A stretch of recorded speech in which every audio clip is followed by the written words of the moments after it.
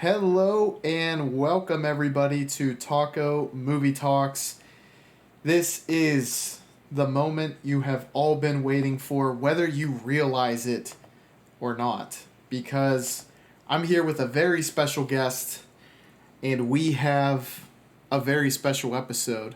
But before we get into that, let me introduce you to the Film Junkie on YouTube and on Letterboxd. Ethan, say hi to the fans and give them a idea of what we're about to delve into today. Hello. Um, yes, my name is Film Junkie on the internet, as most people on the internet know me. And today we are going to make everybody's head explode. Yay! um, it's good to be back though. It's been a while and I've missed doing this. So Yeah, it's been too long, um, and that is the difficulty with, and we're going to cover. The title should say, it is Decalogue, which is a 10 episode series by Christoph Kieslowski, and I mean it's nearly 10 hours of media, um, and that sounds like a lot, but I mean even near I was getting as I was getting closer to the end of it and writing reviews on Letterboxd, I was like, look, 10 hours is a lot to ask of anyone, but I can't recommend this any higher, and I don't want to really spoil the reviews, but it is consistently highly rated for a very good reason, and I think I'm not speaking out of hand if I were to say you agree with that. Am I correct, Ethan? I feel like, yeah, I feel like the majority of them are very, very solid, and I do think overall, I think I had an assessment about this because I believe we are also getting into the extended episodes, right? Exactly. We Yeah, can start with those actually, but I want to yeah. hear what you were getting into there. But I had an assessment that those two were really good, but I felt like they would be much better in the context of the series. And I think that goes for as a unit, these 10 episodes are masterful. Mm. Yeah, it's like it's one of those kind of it's like a creative challenge that I like. The way I look at it is I'm pretty sure, and I don't know how to pronounce the other Polish fellow's name, but his first name is also Christoph. I think it's spelled exactly the same way as Koslowski's, but it's I like, think it's Piesowitz or something. yes, exactly. And they co-write this together, and Koslowski directs, and it's like I wondered, was it like a challenge where they just maybe found themselves in church or thinking about religion and said, how neat of an idea would it be to take each commandment and kind of try to interpret it into an episode creatively. It's one of the neatest things to do. Yeah. If there was like a something that was like that as far as writing, like that would be such a neat kind of self-imposed challenge to do, and they did it really well, I think. Yeah. Kieslowski is all about pieces and pieces of film and putting them together.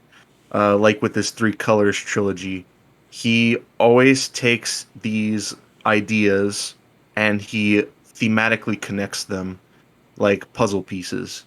And what he did with this, I think, is pretty genius. He took a something that is very religious and very held in high traditional value and kind of twisted them into normal sort of day-to-day life in the modern world.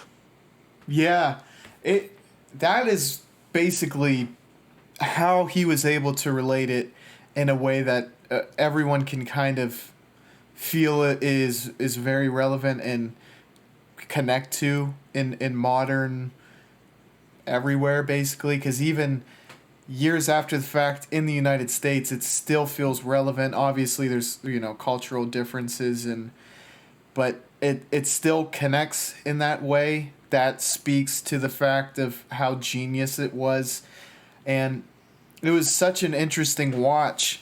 One thing that I did realize, okay, and I don't Mm, know how spiritual you were growing up.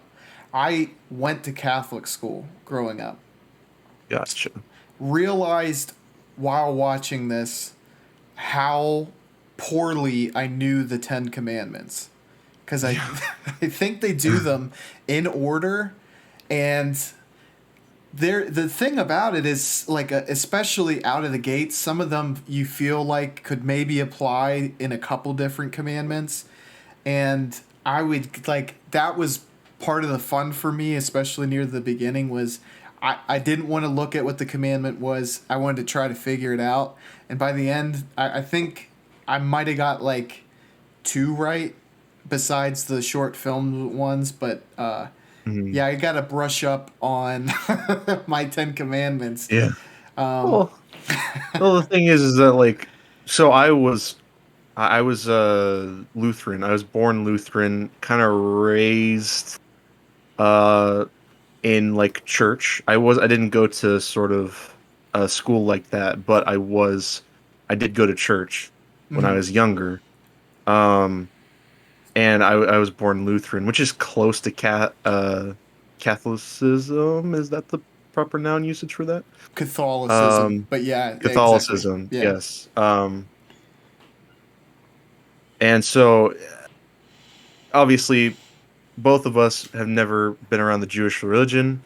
And I looked it up, and apparently the majority of Polish people are also not Jewish. The majority of I'm not sure if Kieslowski was Jewish Mm. or Piesowicz was Jewish, Hmm. but the majority of people in Poland were not Jewish, which is interesting. So I just wanted a little factoid there. Yeah, I would imagine Catholicism was probably prominent then, if I had to guess. Yeah, Um, and I do think the Ten Commandments are I think they are the same. I think it crosses over from Judaism to Catholicism, if I'm correct. in a couple of spots, yeah. Okay, so the commandments he used were the original like Judaism Ten Commandments, though. Yeah, I think so. Um, That might don't have quote me been, on that. if that is the case, and I think still the fact that I don't know, I think speaks to how out of touch I am spiritually and I religiously. runs runs in our blood, man. We are Americans through and through. Yeah, I mean that is so true, and I think bringing it back to this series, that might be something he's touching upon, is the fact that generationally, I think it seems like the tide is turning farther and farther away from religion. I mean, do you Mhm. think that might have been part of the inspiration to do this? Yeah, I think part of the inspiration was so many people are not religious, and Mm-hmm. so I looked it up, and it is the Catholic Ten Commandments, not the Jewish ones. Okay. So, whoa, rough. But but I think Kozlowski wanted to make that connection, Mm. just so not just so, but it's a factor and a example as to how religion can relate to real life.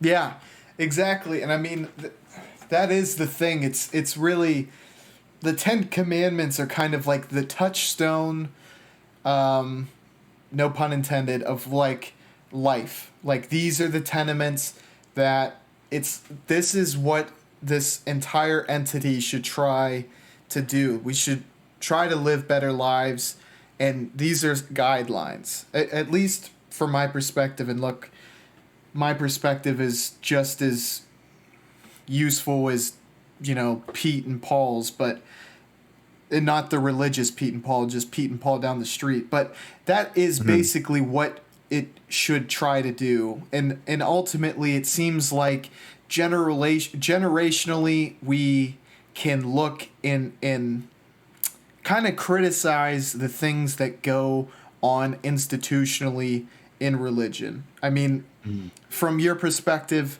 we're pretty much the same generation or very close generationally. Mhm. And I Yeah. know personally that is something that plays a huge factor is you see all these negative things come out about Catholicism, about a lot of large religions, and it Yeah. leaves a bad taste in your mouth. Yeah. Yeah. Absolutely. And I think it's like you can't discount. I think the point, one of many, is that by discounting it as a whole, there's a lot that is lost when you just completely shut anything out of your life for whatever reason. Oh yeah, definitely. So, Ethan, I think we were talking, and chronologically, the movies came out before the TV show aired.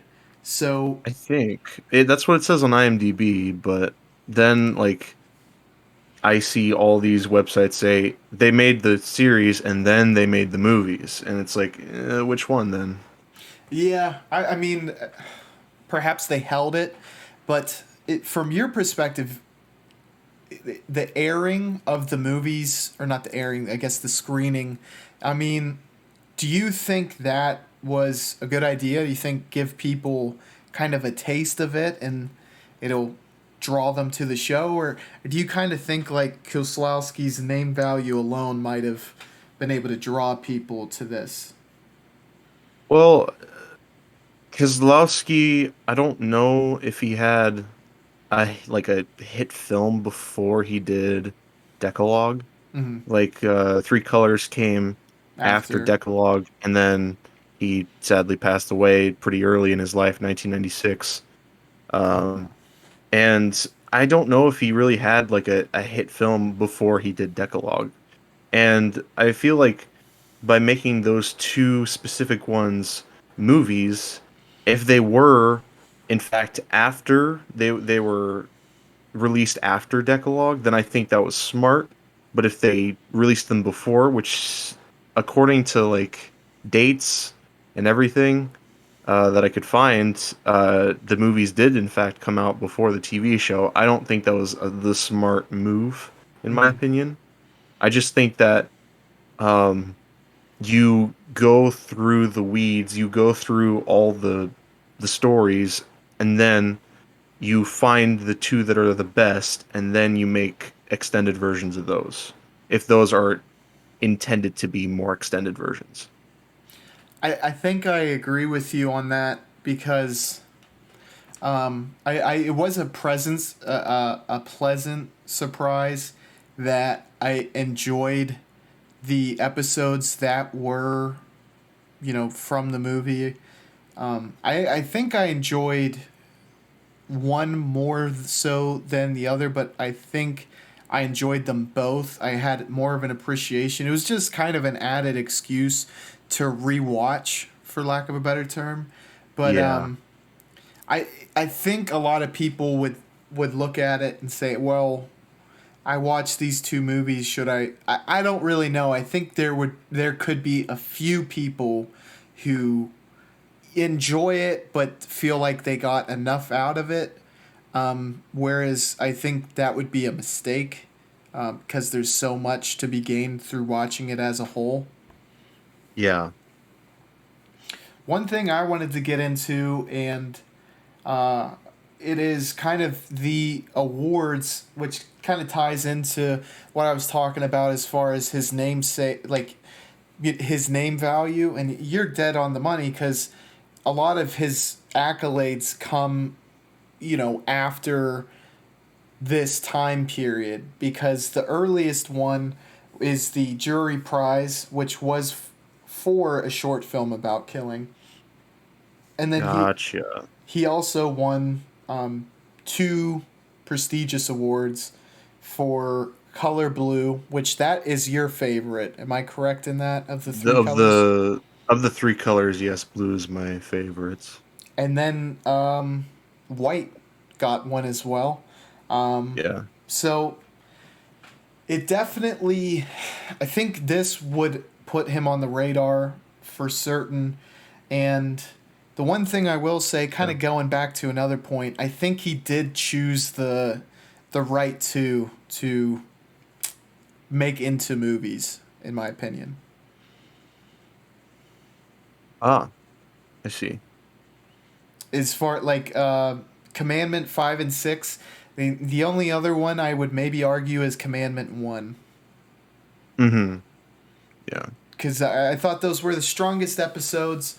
But if you Yeah, if you look definitely. at it if you look at it from a different perspective, like this could add to one of them that maybe didn't come out as well, and there maybe you could make the argument that this episode wasn't as good. Maybe we should try to flesh it out more. But Yeah. coming out before, I think that would be risky because I mean you have to really make sure you hit the mark if you do that. Yeah, absolutely. And I think I have a little bit more of a like a more range in my ratings than you do, I believe. Yeah, my Um, my episodes are pretty tight bandwidth there, honestly. mhm. But I'm excited to get into it. So Yeah. let's start with a short film about killing. I'll just give a quick summation. We have the story about a lawyer, a taxi driver, and a 19-year-old kid, and how their stories intertwine. The taxi man kind of goes about his day. The kid is getting a picture blown up, eating lunch. We notice early on he has rope and a lead pipe. I believe it's made out of lead. Um, Mhm. and with the title of the movie, you kind of realize that's not going to be good for whoever he meets, and it's really unique because the lawyer is taking basically the bar.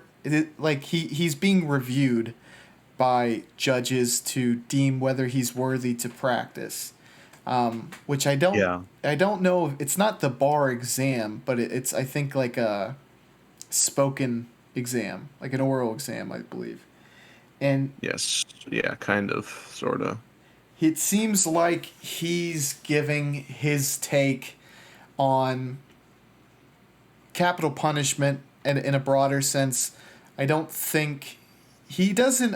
It's not like right on the nose, but he's speaking to how punishment does not stop crime in its tracks. We've been punishing people for crime all of time, and look at what it's done. I think we should look at how we're reforming these people as opposed to punishing. And Yeah. all the while, we have this young man meet up kind of by chance with this taxi driver, and the young man is set on murder, which occurs, and it's pretty brutal. It's a little bit shocking, and the lawyer meets the young man because he is his defender in the court of law, and their relationship really takes hold after the young man is sentenced to death because the lawyer screams out to this young man, which leads to them having basically what is the young man's final real conversation prior to him being put to death. Yeah. What what was your initial thoughts about this? Like, what really stuck out to you, and was there any kind of message that you came out of this one with? Well, I think the thing that makes it great is the moral gray area that it takes. Sort of, you have three characters. You have a young man who's seemingly quite awful. You have the lawyer who believes that everyone deserves to be reformed and everyone deserves to try and be helped. And then you have the taxi driver who's kind of caught in the middle of that, who hasn't done really anything wrong per se. He's just kind of sleazy and kind of a jerk, Yeah, but he doesn't deserve to be killed. exactly. And that's a really good point because not only do his kind of sleazy interactions lead him directly to it, to meeting up with his eventual killer, like Mhm. I think that is definitely something, and I have not seen, but I know Kieslowski directed a movie. It's called Blind Chance, and I feel like that's kind of a perfect way to describe their interaction. That if he had taken this person, he probably wouldn't have been near where he was, etc., etc. So Mhm. it was very much blind chance that they met, which means it could have been someone else, but it seemed like it was an inevitability for someone to die. It just happened to be this person because of the things he did, which is it's kind of unique considering he almost finds himself in the situation that the killer would later find himself. Mhm. That chance put them both in a place where they were going to be killed, whether it's just because they were in the wrong place at the wrong time or because they decided to do something when they were at a certain place at a certain time. Yeah. I wanted to say that I love the green hue that envelops the frame of this film. I love that, just offsetting the really desaturated, not desaturated, saturated yellow with like a weird green hue around like the it's circled around the point of focus Mm-hmm. where you're supposed to be focusing in, and it just creates this sort of vignette style feel to it, and it's genius. Yeah, and it's the only one of the series that it's done, and I it has to be done on purpose, and I wonder if it's trying to illustrate kind of how focused the characters or maybe one particular character is on their actions or what, but I completely agree. I think we had a discussion about this previously, and it's almost like with a stage play, they have a spotlight. It's very much what the film is trying to do with this saturation. It's trying to spotlight where you need to focus your eyes. Yeah. And I mean, do you think that was there was maybe a deeper reason behind that, as maybe to help us look through the lens of one of the characters, because it does persist through the entire film, but I think it, at least with the lawyer and the killer, it it does kind of fit their personalities in a way that they are very focused in what they are doing. Yeah. Um, I feel like a lot of it is atmosphere based Mm-hmm. because because it's about a murder, Mm-hmm. but it's almost like a double murder because that vignette style is still present when he's about to get executed. Yes. So is it like it's very interesting in that fashion. It's all it's definitely, I feel like it's connected to the themes, but it's also connected to the atmosphere. Mm-hmm. I don't know if it's anything outside of that, but if you like have any thoughts around that, I'd like to hear them. Yeah, I mean, I think I was trying to pull at a thread that perhaps it was about. how kind of clouded the lives of these characters are going through their Yeah. everyday lives, and Hmm. how the things, everything outside of their main focus is just kind of, it is, it's not even peripheral. It's just not even a thought. Um, Yeah. at the beginning, I think a dead cat was hung, and it's that's quite a way to start a film like this. It kind of, it lets you know right away um, how cruel the world can be as a whole, and it's another great example of the commandment that is being covered. Yeah. It's all about death and how people perceive one being killed, or how one's life, like if you look at somebody and their life is being taken away in front, it's being taken away in front of you, and how it affects you as a person, if you were the one who took that life away, or if it was just a life that was taken away by other circumstances.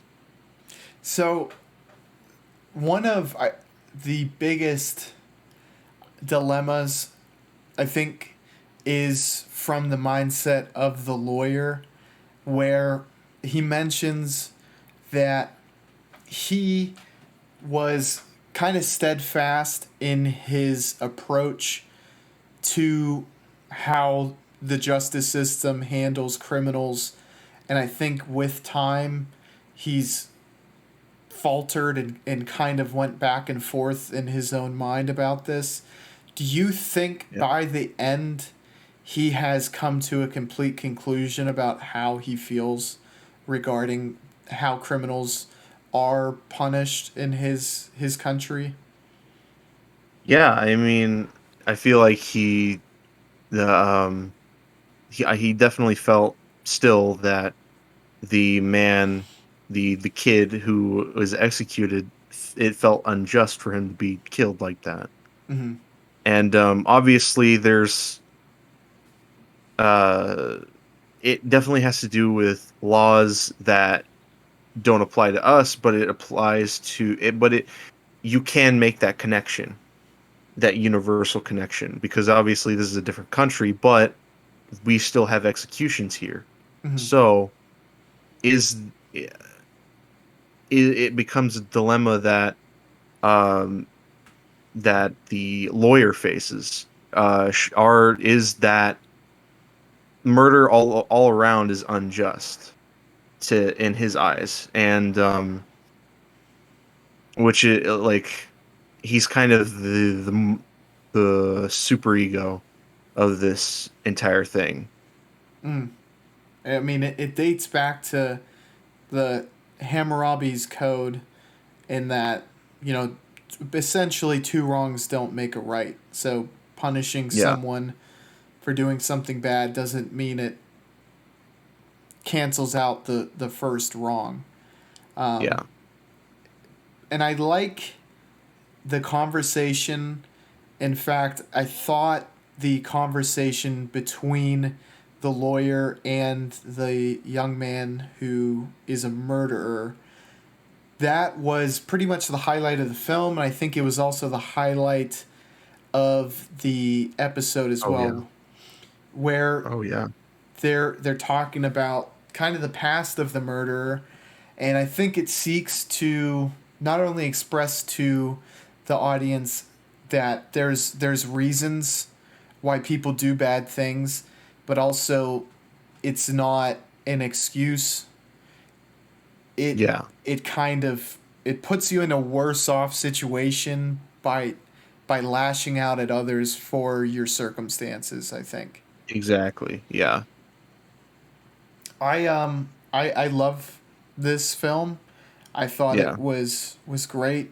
I gave it a 4.5 out of 5 stars. What? A Oh, sorry. No, I didn't mean go. to cut you off. No, what did you I rate it? originally gave it a 4, but then I changed it to a 4.5 as well. I do like the movie a lot, but I like the episode more actually. So I think we'll get into that soon though. Absolutely. I'm right there with you too. Um, I well, a short film about love is also on the menu. Which Yes. would The you menu, yes. would you like to delve into the kind of the summary of that one?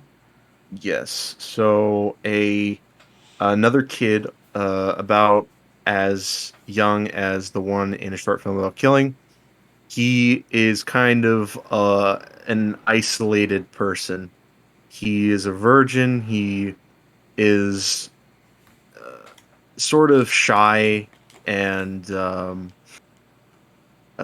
timid, and well, those are the same thing. But he doesn't meet, he spies on this older woman that lives in the apartment building across from his, and he meets this woman, and they get into a conversation about their past and their experiences with love.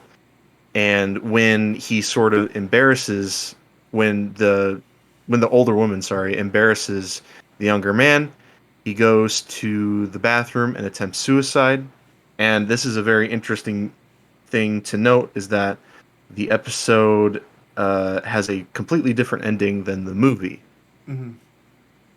And I And think get, once we get into the episode, I want to kind of gauge your feelings on what you thought was more effective with that. okay, okay. Yes, I do have an answer to that question, but I will save that till we get to that episode. Remind me if I that should be right out of the gates what we get into on that episode. But Mhm. what were your thoughts coming out of this one? Did you have any big kind of realizations coming out of it?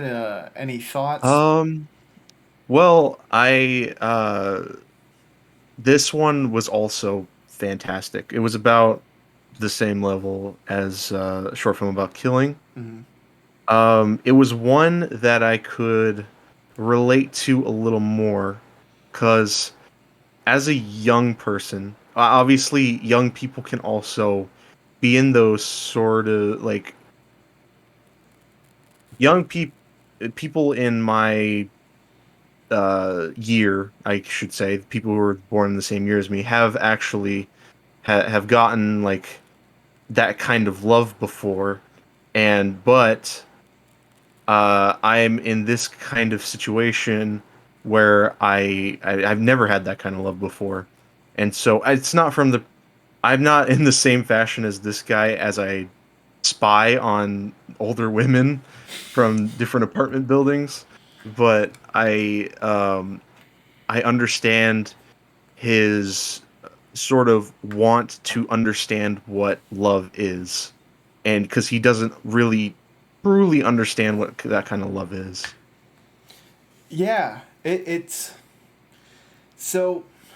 In a description of him, I feel like maybe introverted is the correct. I mean, he is introverted, Yes, introverted. Yeah. but and I don't know if that is a proper detailed way to describe. It's like he lives very much in his own world too, which Yes. I think Yeah. introverted sometimes just gets whittled down to just like a, not antisocial but not outgoing, but it's Hmm. like he lives almost entirely within his own mind. His world is Yeah. very much crafted by his fantasies and his imagination. And Yeah. it's almost like a coming of age story where there's this character who deeply wants to live a life that isn't his. I think that is a lot of what motivates him. Like how he learned Yeah. like a few different languages. I think he learned like English and Yeah. Bulgarian, I think, was one of them, which for a Polish person, maybe that makes sense. I'm assuming maybe they border them, but anywho, and you know he's literally trying to live through the telescope, look inside the life of another, to almost like I wish I was there, and he does things that I don't think you would normally associate with someone who is Yeah. just a peeping Tom. Like there's a fight scene that happens, and it's not, you know, one of those Jackie Chan esque ones. It's an older man just kind of pummels him in the face, Yeah, just in the face. but he walks straight out to meet him, and it's almost as though he doesn't have the capabilities yet to like take that step forward in life, become his own entity, and like start truly living, but he Yeah. has that inner motivation to take that step. Did you Yeah. find that as well? It's just like a general uh the story at hand is kind of a general idea of this of a young person who's wanting to live more, Mm-hmm. wanting to have new experiences like that. Um which is why I think it's brilliant to start him off like starting off as a peeping tom, Mm-hmm. cuz yeah, that's creepy and weird, but he's not doing it because he gets a thrill out of it or he gets like some sort of sexual arousement from it. Mm-hmm. He gets he does it because he wants to experience that through the perspective of someone who literally has men come to her house and have sex with them. Mm-hmm. Different men, like every night. Yeah. I think I almost thinking of it now is like he wants to see how people live normally, maybe. Hmm. Like when I first watched it, and I'm going back and forth on myself. I think it was in part jealousy when he would like he called the gas company on the lady when she had a guest over. Hmm. And I think a large part of that was jealousy. And I also kind of think maybe it was like he got to live vicariously through them and see like how they would react. Maybe I'm missing the mark on that one. But it definitely is something because his life is as a spectator, and I think he wants to break through that. Yeah. Oh yeah. Totally. And the most interesting part I think is he starts out almost villainous. Hmm. Like you said, I mean, he comes off as a huge creep, and my feelings towards him, I began to have really mixed feelings because I started out with such a strong emotion where I'm like, this is a bad guy, right? Yeah. But then after he, you know, tries to commit suicide, you feel sympathy for him, and then Yeah. you almost look at the woman as though she's a bad guy, and I'm like, I was very conflicted by that, but they really Hmm. do paint them very well to where they're layered characters and they're way more nuanced than black and white. Absolutely. I think it's what makes this movie good, and I think it's also what made the episode too good as Yeah. well. Absolutely. And And I also love the framing of the shots in here, oh as yes. from the filmmaking perspective. I don't love it as much as the green hue style vignette that short film about killing had, but I love the sort of peeking over. It is almost like you're spectating Mm-hmm. uh you're looking at it from a perspective of this guy who is kind of spectating this woman, and like some of the shot choices are genius. Oh man. Yeah, this was kind of one of those films that it felt like it was a love letter to film by using Yeah. the device Oh of yeah, the telescope. You know. because I think you mentioned it in your review, but this definitely reminds me and probably you of a very famous 50s movie The by the Rear name of Rear Window. Window. Yeah. Exactly. Yeah,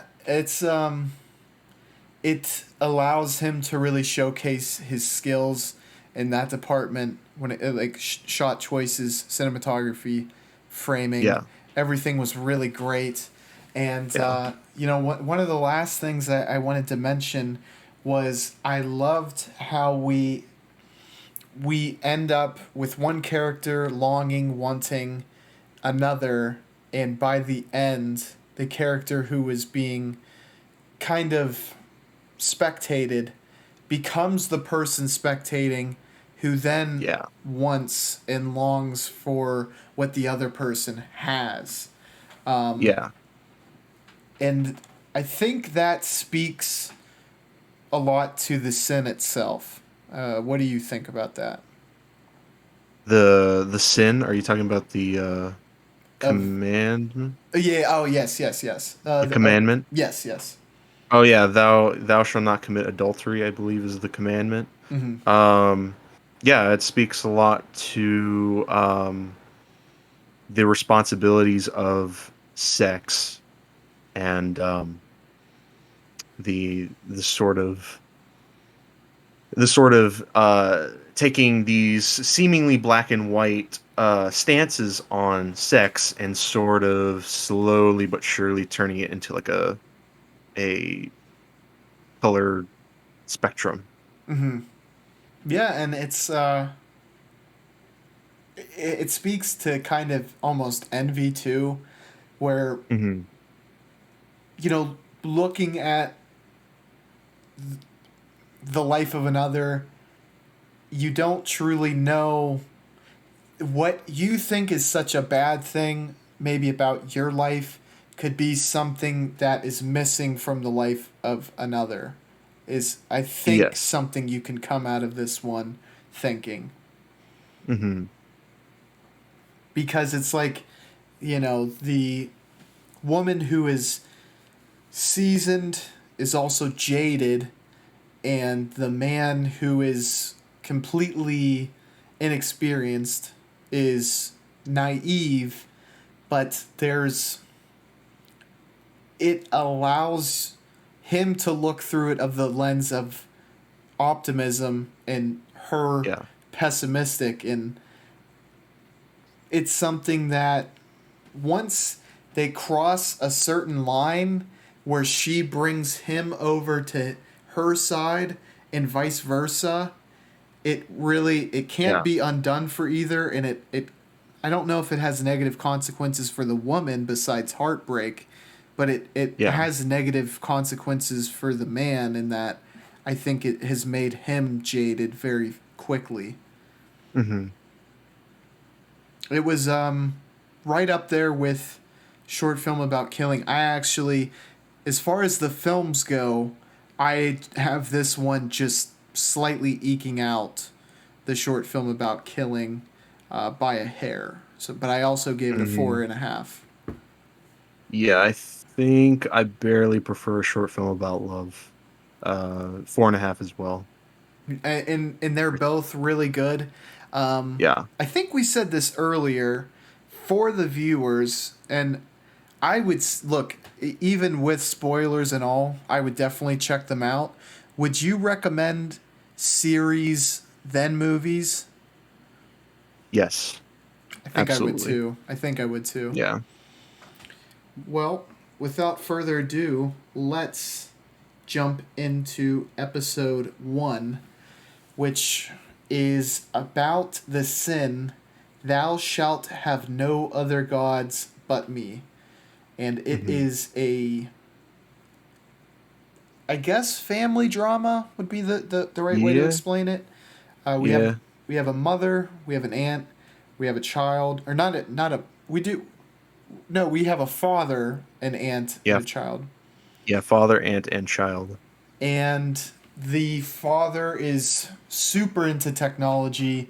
He is well advanced for his time period, at least I think, because Yeah. the stuff he was able to do would I mean it would definitely take I don't know how to do some of the stuff he knew how to do. Even the kid Oh yeah. was doing stuff where I was like, how I He mean, was creating his own like programs yeah. with 1980s technology.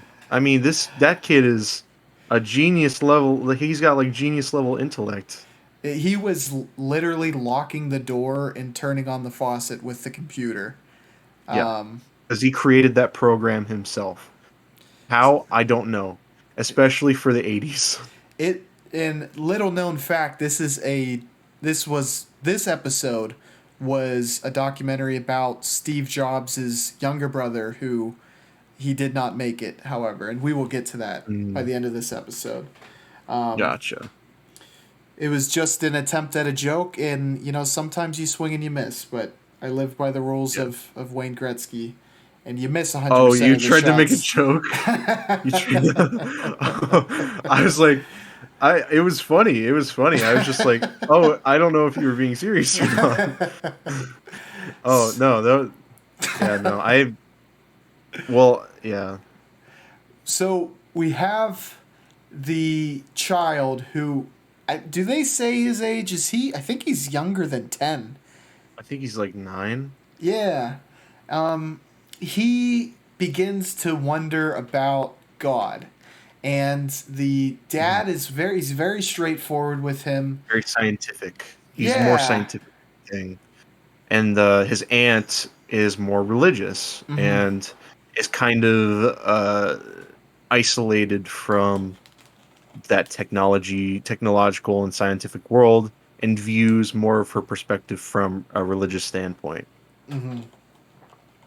So he gets these two varying answers, and the aunt is actually about to get him involved with like a Catholic school of sorts, or a Yeah. Sunday school. And all the while, we get near the end here. The Mm. father uh, gives his child the gift of ice skates and Yeah. does a calculation on whether the ice should be strong enough to hold.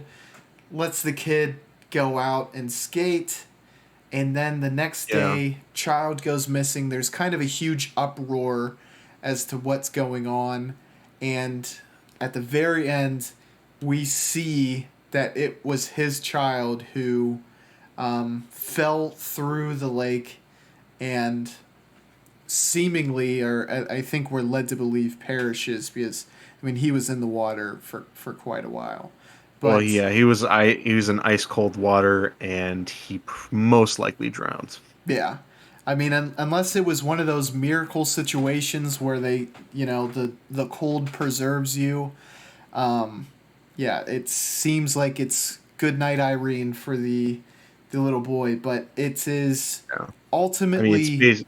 yeah, basically like falling in the ocean, where it's you the freezing cold shocks your body movements and almost paralyzes you, and gives you the incapabilities of buoyancy, and you fall beneath the water.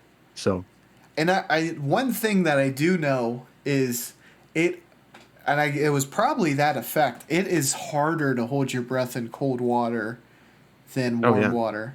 oh Um, yeah, that is not a way I would want to go, but it's this one's pretty clear cut.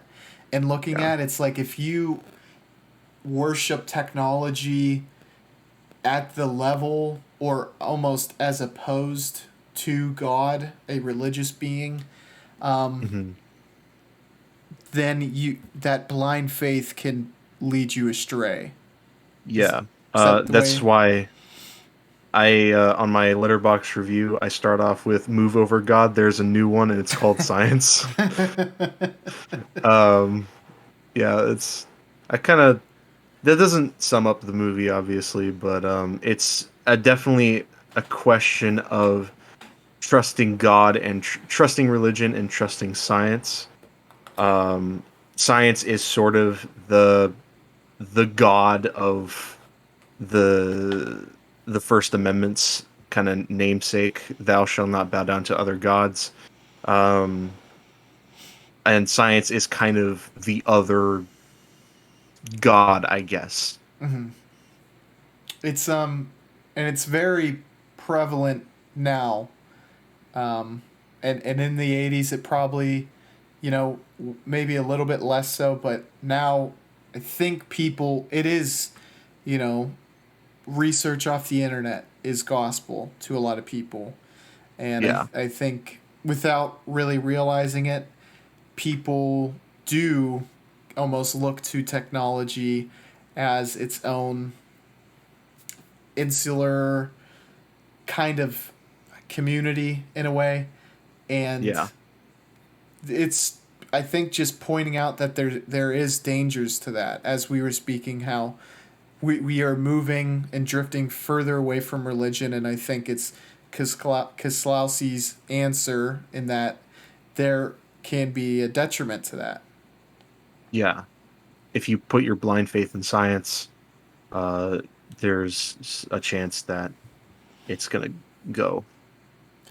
It's in one end though, it almost leads to a philosophical debate in that is Yeah. blind faith healthy towards any deity, or you know, whether it be religion or science or Mhm. all of the above, I mean.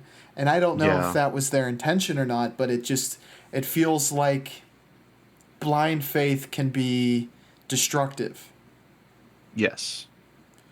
um, And Go ahead. I love there's the scene where the the guy's the father he's writing with Mm. ink, and the ink jar that he has like breaks, Mm. and it like floods his uh desk, and I love that because it's kind of like a representation of something has gone awry. uh And and like I don't think it like tips over or anything. It just like suddenly starts to crack and like flood his desk, and like it's just kind of a representation. It's a foreshadowing something that bad is going to happen, and it's not because it couldn't be because of science in his yeah, eyes.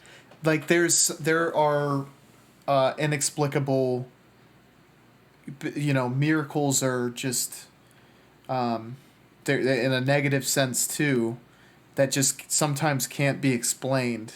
Like Mhm. the unpredictability of life can never be boiled down into a number or even programmed out. It's like it's so unpredictable that life itself is, it's kind of almost beyond our understanding or anything we could ever understand. Oh yeah. And that ties really well into a lot of other of the commandments, why it is so meaningful, especially when you look at thou shalt not kill. Yeah. This film, or not this film, this episode, I believe, starts out with a young man who is one of the few recurring characters throughout multiple episodes. Did you notice that guy? He was the Oh one. yeah, the one on the next to the fire. I believe he is Mhm. in every single episode except seven and one other. Maybe not seven. Was it seven? But he's in eight of the 10 Decalogue anthology stories.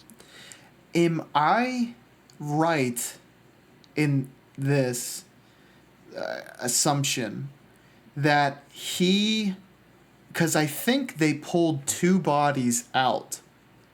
Hmm. Was he the second body? Was that your interpretation? Uh, I'm not sure.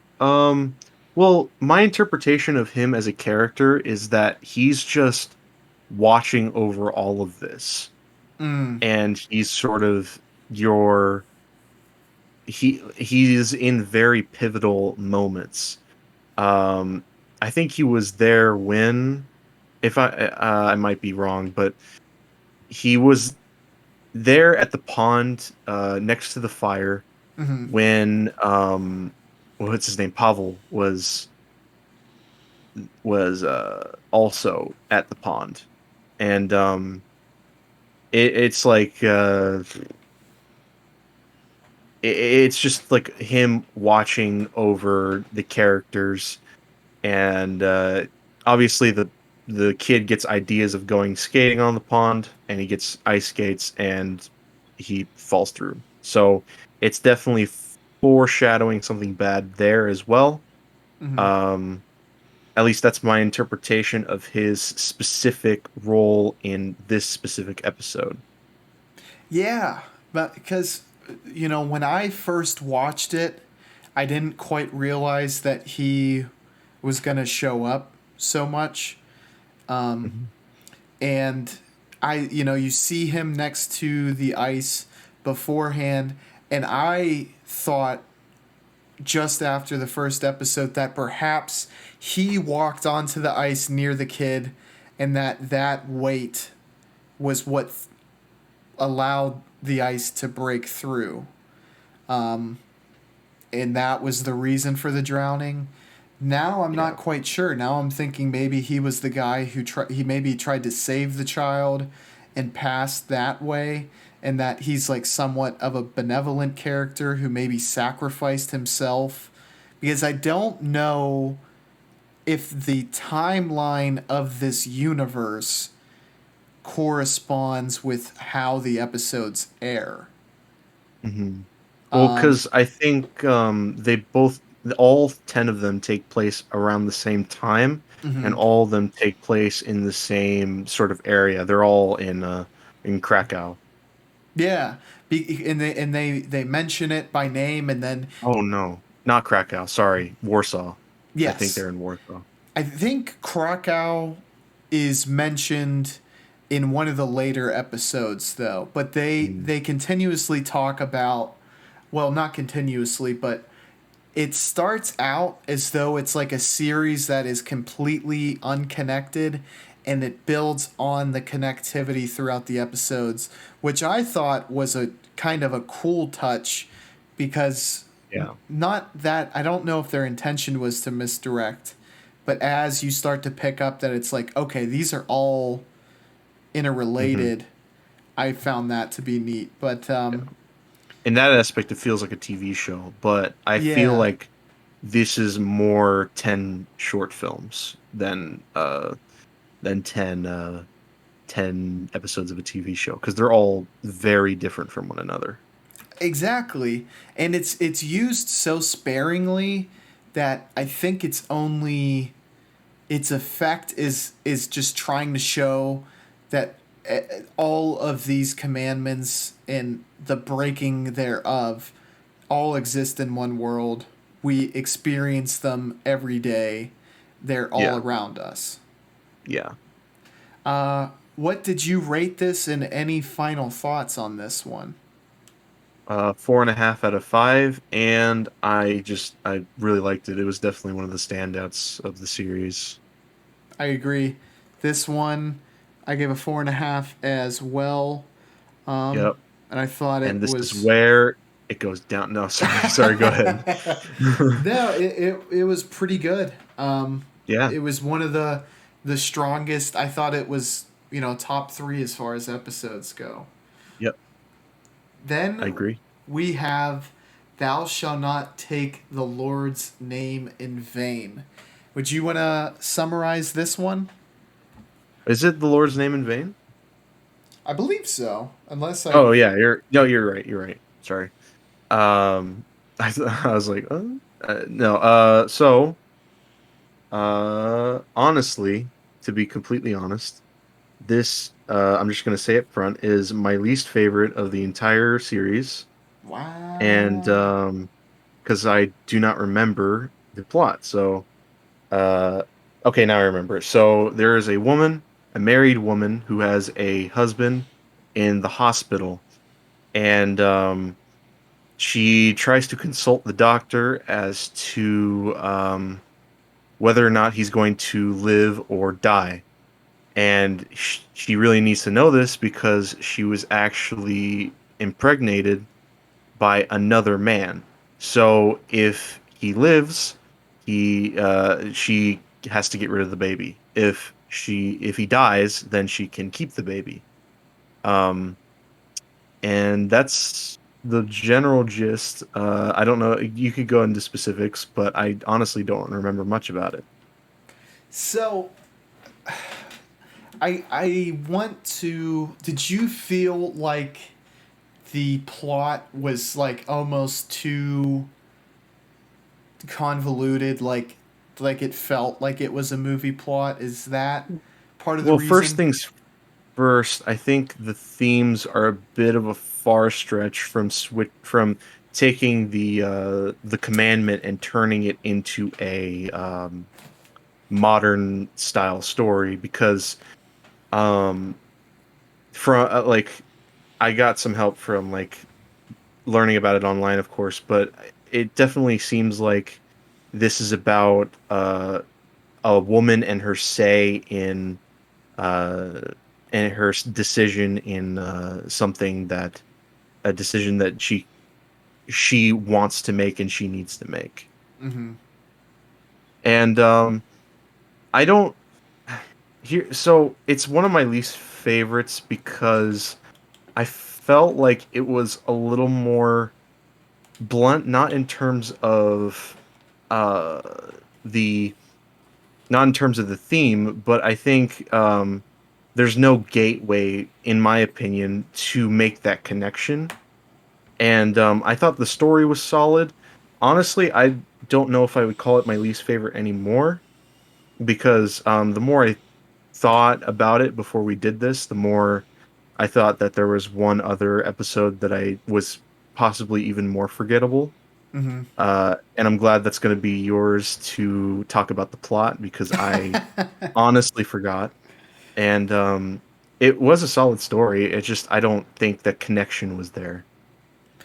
Yeah, I that would be one of my biggest criticisms too, because my understanding of this kind of commandment changed throughout time. I had always thought it was, and look, if you are listening to this and I'm dead wrong, let me know because I think what I'm about to say could be just completely wrong.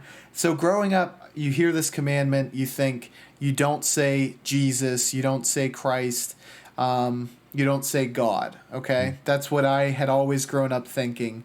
And Yeah. then very recently, actually, like within a year or two, not sure where I saw it, might have been through discussion, but I think through biblical stories, someone said the meaning is if you're using the Lord's name in vain, it would be like the televangelists you see who profit off of the Lord's name. You're Mm, doing, you are using the Lord to, for your own sense of gain. Um, and hmm. I guess as I say that, it makes somewhat, it It does makes sense. it does because the doctor doesn't want the responsibility of a death on his hands. Yeah. So I think And so it he's plays she's better that using the way. doctor. Yeah. That for well, when you say that, now I feel that we have more of a connection Mm-hmm. there. I am not a very religious person, and I don't remember much because the last time I was in church was when I was about 9, and Some time has passed. some time has passed. So, and Lutheran, I don't know the noun version of that, but it that is a different religion, a different like sub-religion than like Catholicism. And so just want to give it a heads up that I might not be as in depth about the religious parts as you are. But and that's absolutely fine because I think a lot of people who watch this will kind of be in a similar boat to us where they're like Yeah. not super religious, but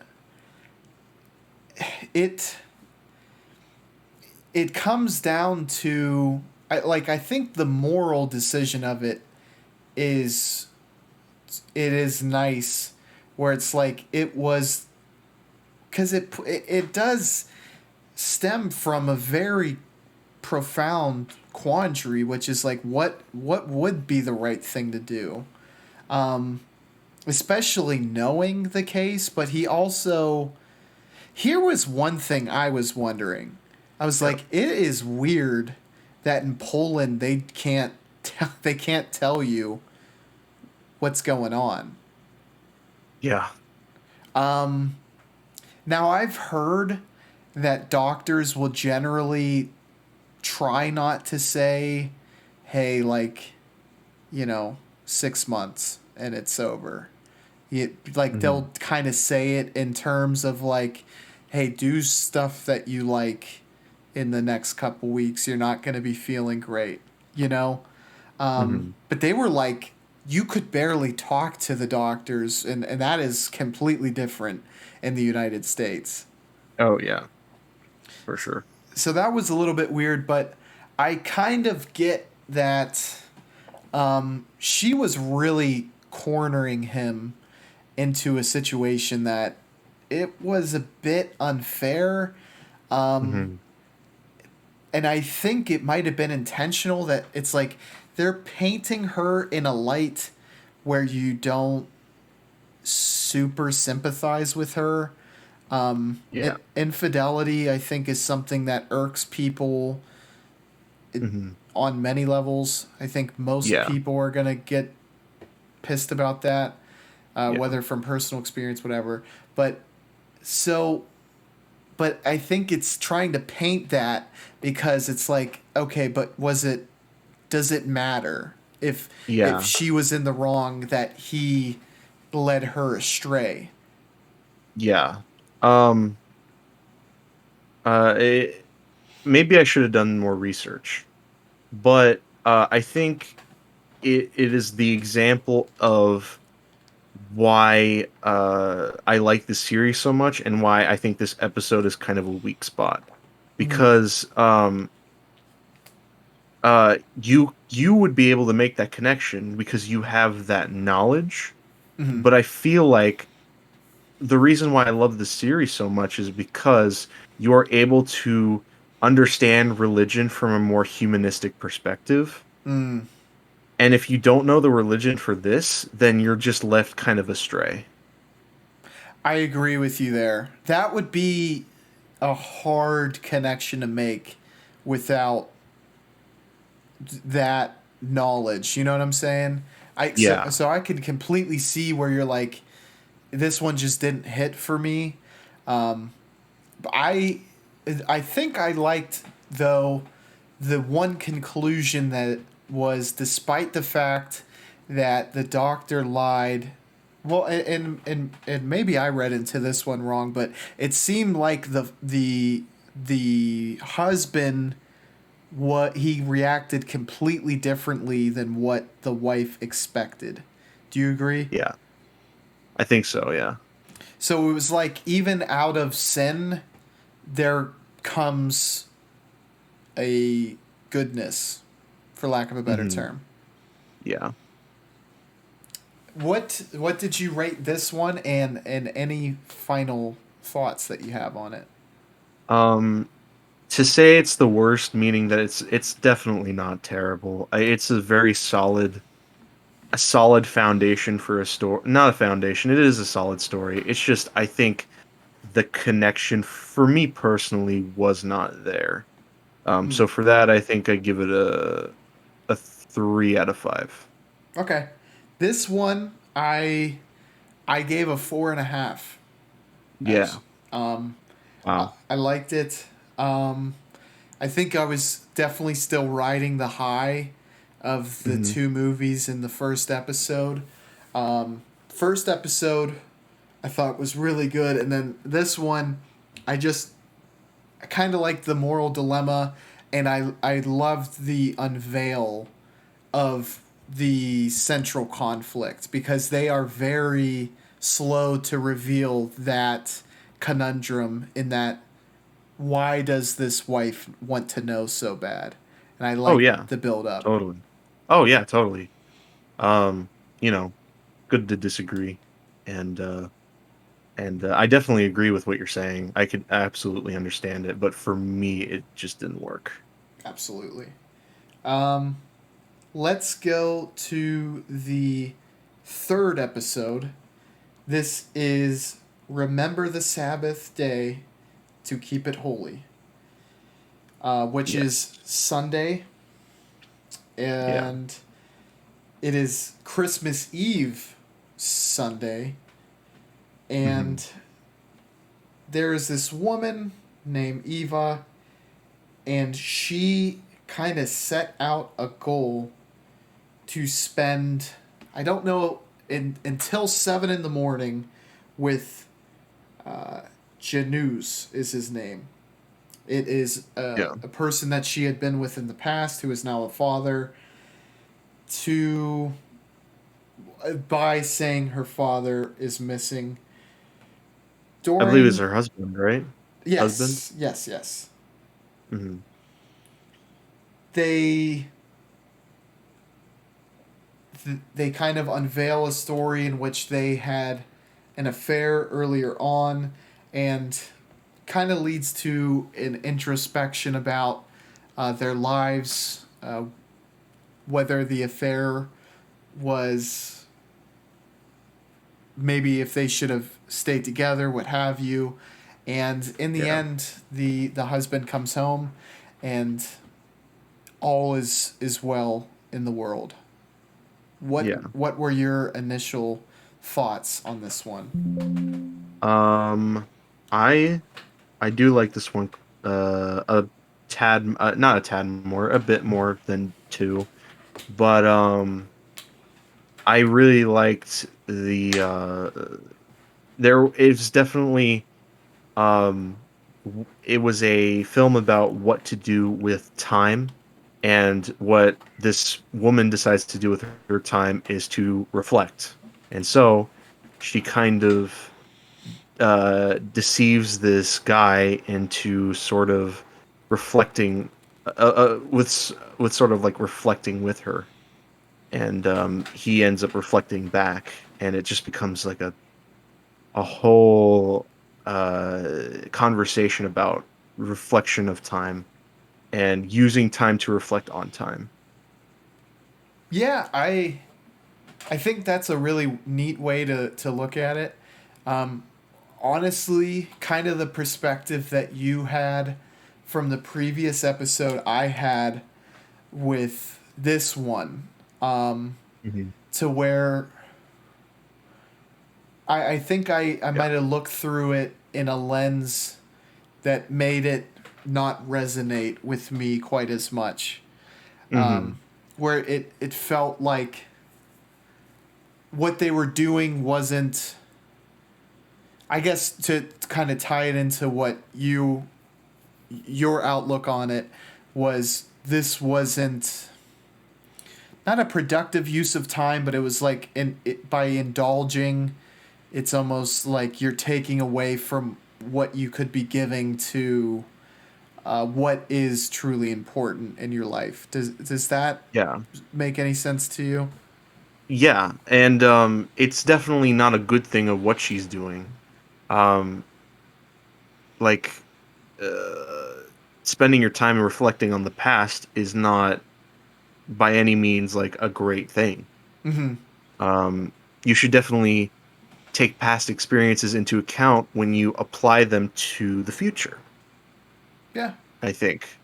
And so I thought that was an interesting idea, but I think the flaw for me is that it kind of left me wanting more.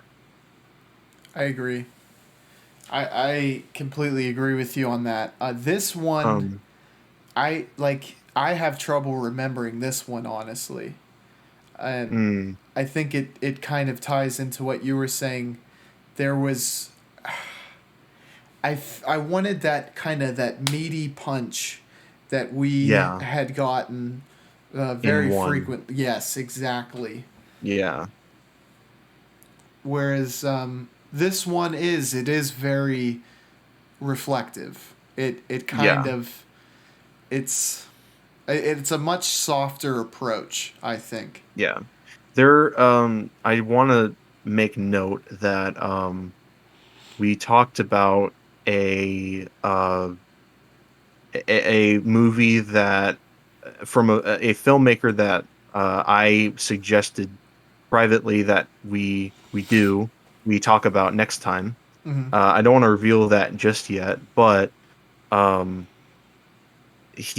his probably his most famous movie I think is a more detailed and more thematic portrait of the same themes that are being uh, sort of shown in this episode of Decalogue. Ooh, okay. I look forward to that then. Yeah, and so I feel like most of my thoughts are probably going to be more attributed to that than in this episode. But um, yeah, I just it definitely left me wanting more, and it was a washed down like sort of version of that for me. Yeah, because it comes from a place of deception, that for one, and it it also felt like perhaps the family man, the guy in this episode was maybe like knowingly indulging in this. Like maybe there was a suspicion there, but Yeah, want to he didn't want to know because he was enjoying the time they had together. Um, yeah, and it maybe put something that had pulled at them from the past in a place that they could finally move through it. Um, I mean, and that would be beneficial in a sense for what Sabbath kind of represents. To kind of yeah, have an unclouded view of what you of life. yeah, And yeah. um, Because unlike two, I did do a little bit of research for three, and yeah, obviously, Sabbath day. No, Sabbath day is Saturday, the seventh day of the week. oh, Um, okay. yeah, because Sunday is technically the first day of the week, but Saturday is supposed to be the last day of the week, and you reflect on what you did that particular week or period of time. Okay. So that Yeah, actually it kind of has an added tie-in that I think works better for what the episode brings out. You know, yeah, hmm reflecting on what has happened in the past and allow you to move forward through it, moving on.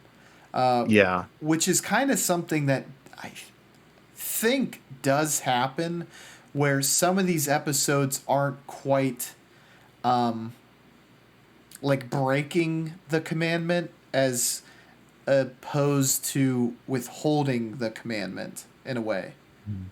Yeah, And I found that to kind of be neat because from our experiences, we watched the two short movies in episode 1 and 2, and they are somewhat examples of breaking the commandment, and then here we are at the first one where it actually kind of withholds it in a way, although yeah, it doesn't it isn't really apparent until after the fact or till the end, I guess. yeah. What did you rate this one, and what were your final thoughts? It's still one of my lesser favorites of the series, but I liked it more than two, and I think it is interesting in its own little bubble. I give it a 3.5 out of 5. Yeah, I'm a lot closer to you on this one. I gave it 4 stars. Hmm. It felt less impactful than anything we saw up until that point. So yeah, Yeah, I'm right there with you. Moving on, we have this one is quite the interesting one, and I'm glad that you will be the one describing it. On, oh yes. honor thy father and thy mother. I guess the karma for another upcoming episode. Um, so this one is about a college girl who is pretty educated and smart, who discovers that the man who she's been living with, who is supposedly her father, uh, she gets the revelation that he may not be her actual biological father, and it's becomes a sort of a character study of her trying to uh, make sense of this revelation and sort of coping with this revelation. Um, and yeah, that's about all I got for The twists and the yeah, well, let's start with that. The twists in this one are really good in that yeah, they kind of keep you under the belief that there is a note that the father leaves that says open after my death. So hmm, he goes on a vacation, she opens that letter, and it's like those little Russian dolls where there is another letter within the letter that yeah, is from her mother, and when he returns, she recites what we think is the letter, which yeah, states, I'm not your dad isn't your dad, and allows her to kind of express these deeply repressed feelings that she has had an attraction to her dad, and that she had this suspicion, and that she feels that he feels the same way. Which, God, it was one of the most uncomfortable episodes of the bunch. yeah. Just like the actress who plays the girl is phenomenal. Mm-hmm. I mean, that is such a complicated situation emotionally, and I think she kind of pulls off uh, sending those emotional signals onto the screen uh, near perfectly. She really does, and Yeah, just it was deeply emotionally complex, and yeah, I think it took the subject material in this case and it elevated it. hmm, Because, like, murder, adultery, those are pretty profound ones. Honor thy father and thy mother, that's one that I think would maybe not make the list if you were to just go on the street and say, what are the 10 commandments? I don't think a yeah, lot of people would remember that one. yeah, And to put it in this context, it raises it above that and kind of makes it way higher consequence and way higher stakes than what you would imagine coming into this if all you knew was that commandment is what this episode's going to be. oh yeah, absolutely.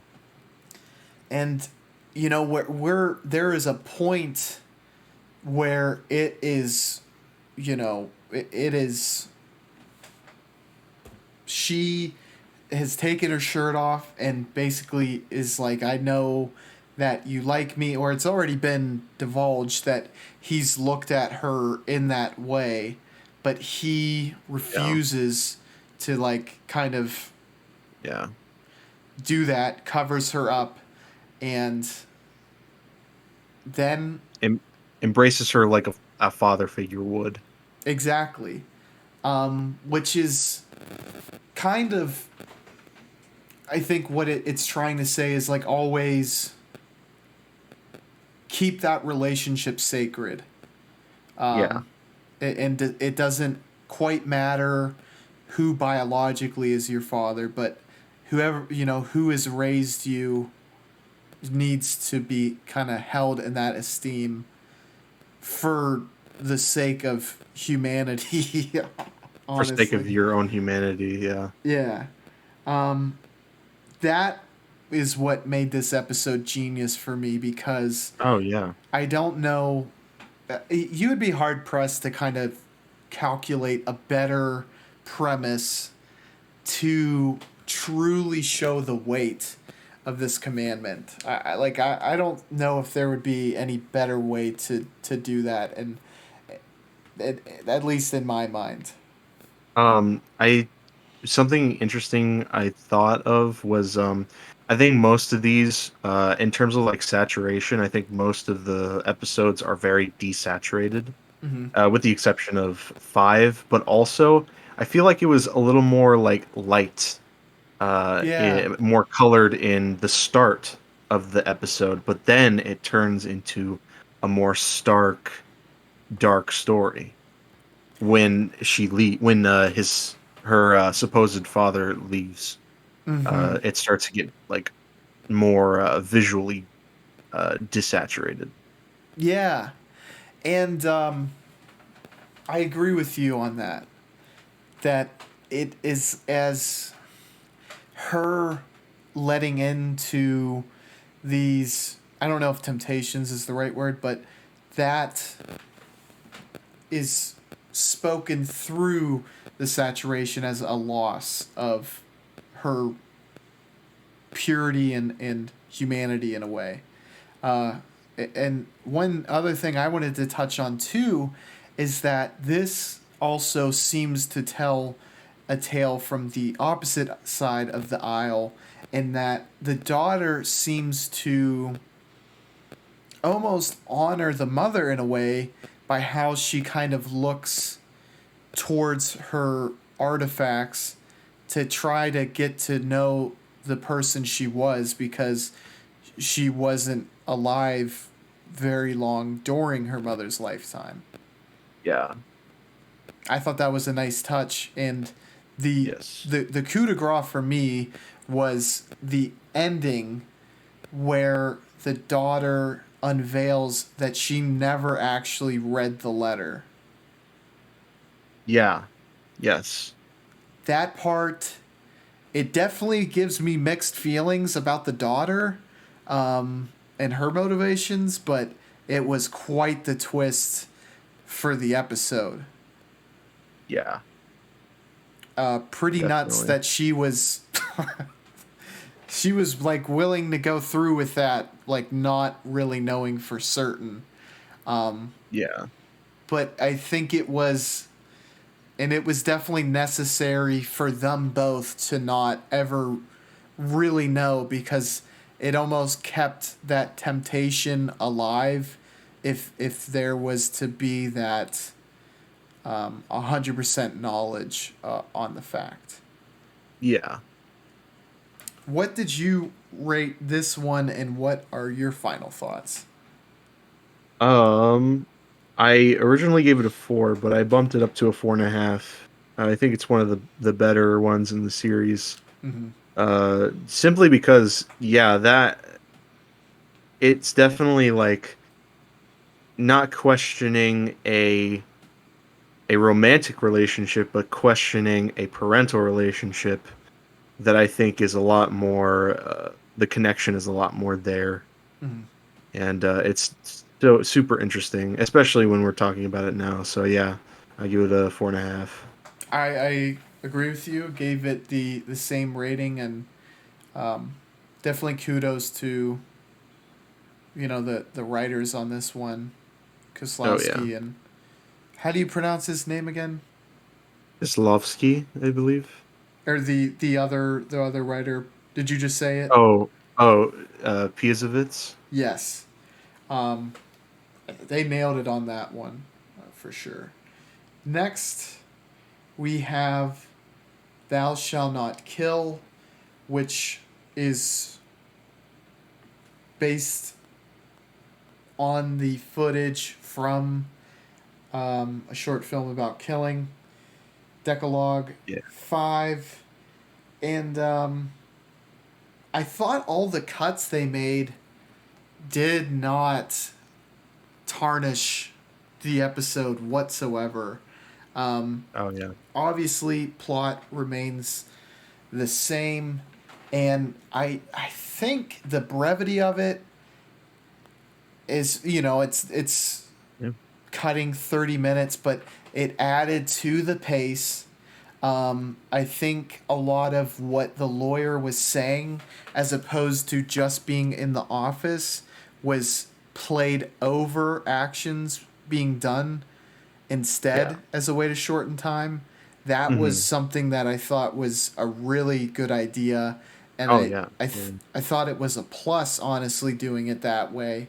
So yeah, it's I think the only thing, and if I'm wrong on this, correct me, was the killing was a lot more brief, and I think part of that had to do with yes, like not the FCC, but their equivalent in Poland. So, yeah.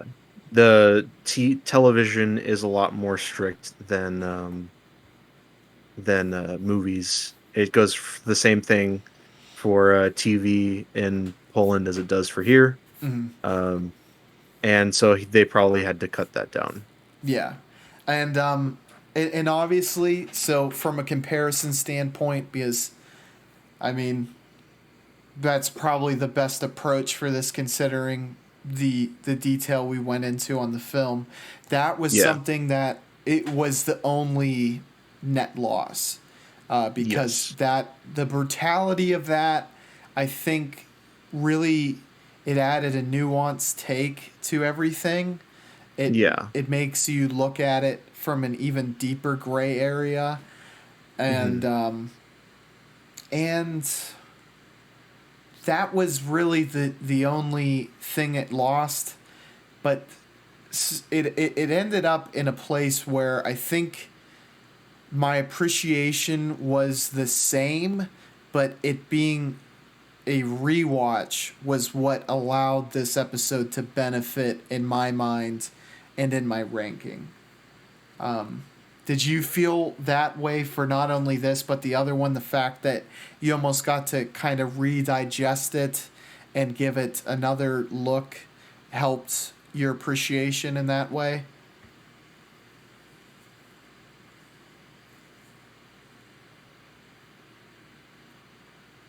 Are you there, Ethan?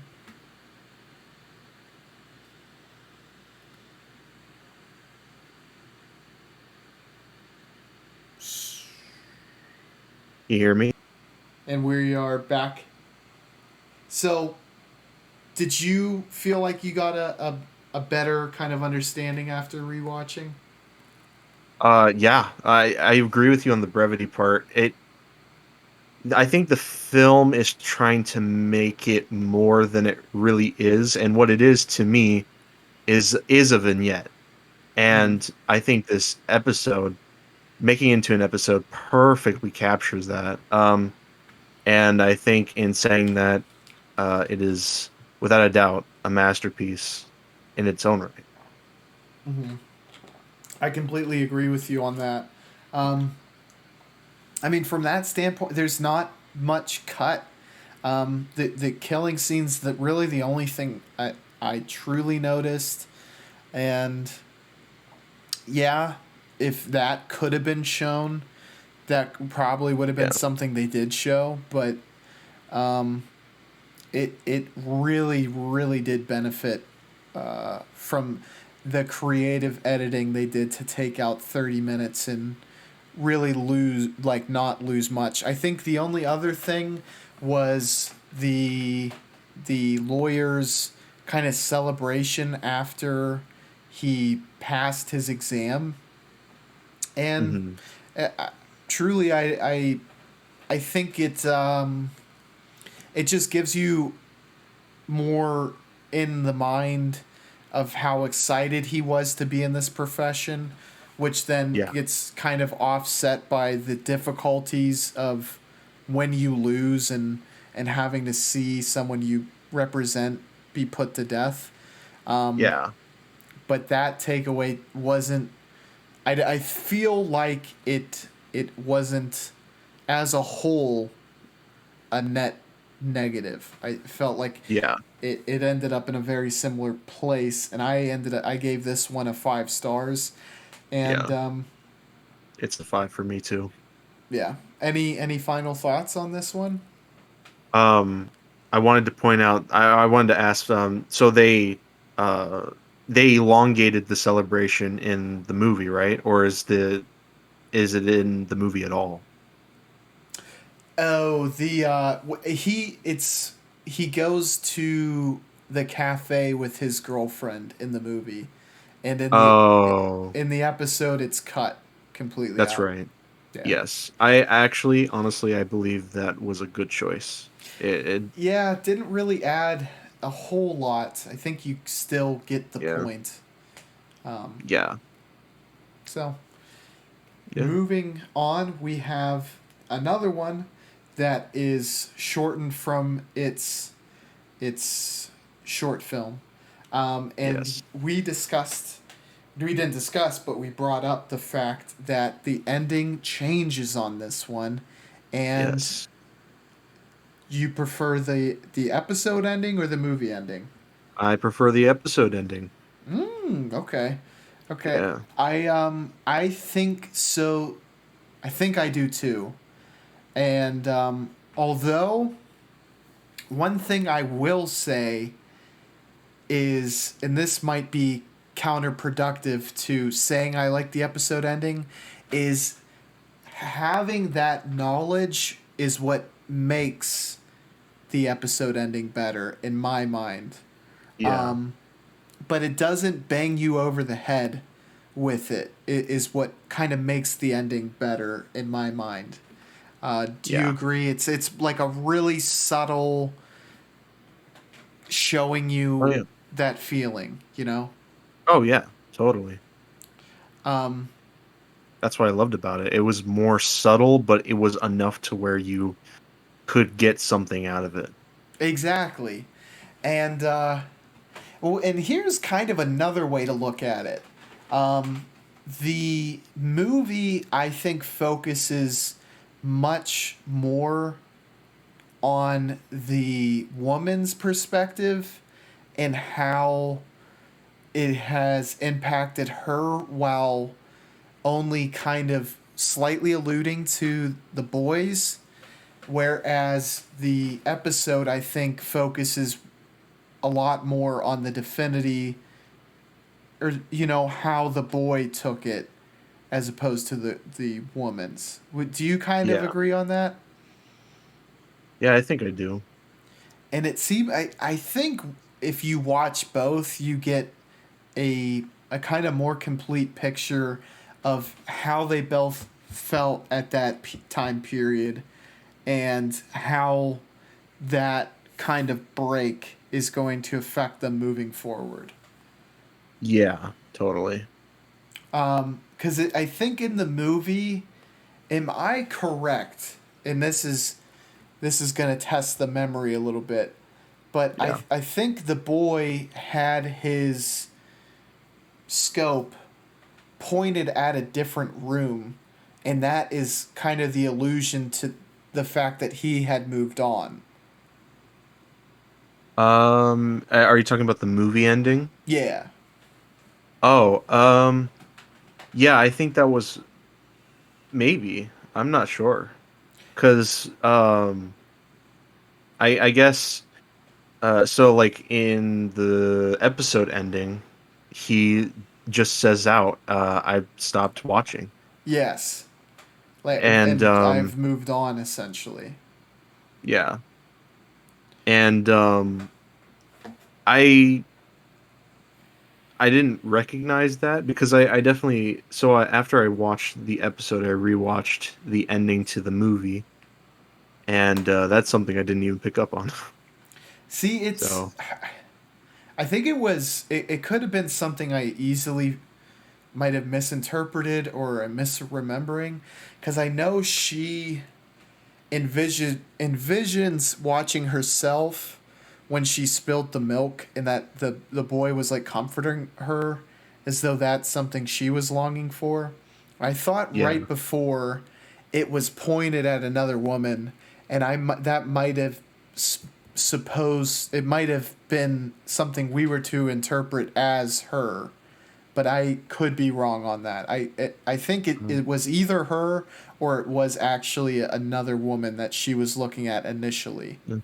Oh, it's a very interesting observation. I just feel like that's such a specific, like little detail Mm-hmm. that I feel like just outright saying I've stopped watching Mm-hmm. is far more impactful than Yeah, like that. that kind of hits on the level that like episode one hit, um, and the episode previous as well. Like it's a hard hitting ending, um, and I think it benefited from that, and it is what made it one of my favorite episodes actually. Yeah, I also absolutely adored this episode too. Yeah, I gave it 4.5 stars. Um, just and honestly, the short films in this one could easily be bumped up to 5, but I landed on 4.5. What did you give this one? I gave it also a 5. I gave it a 5 out of 5. I think the ending really helped it, and the brevity also was really well done.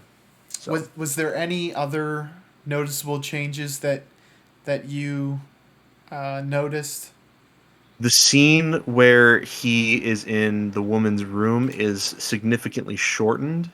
Ah, Um, I feel like that was good, mm-hmm. and that it's definitely part of the fat that would definitely needed trimming for the vignetted style episode that this is.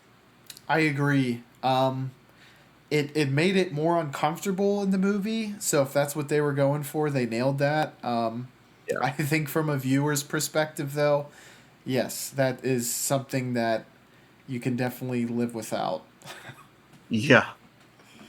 Moving on, we have "Thou shalt not steal."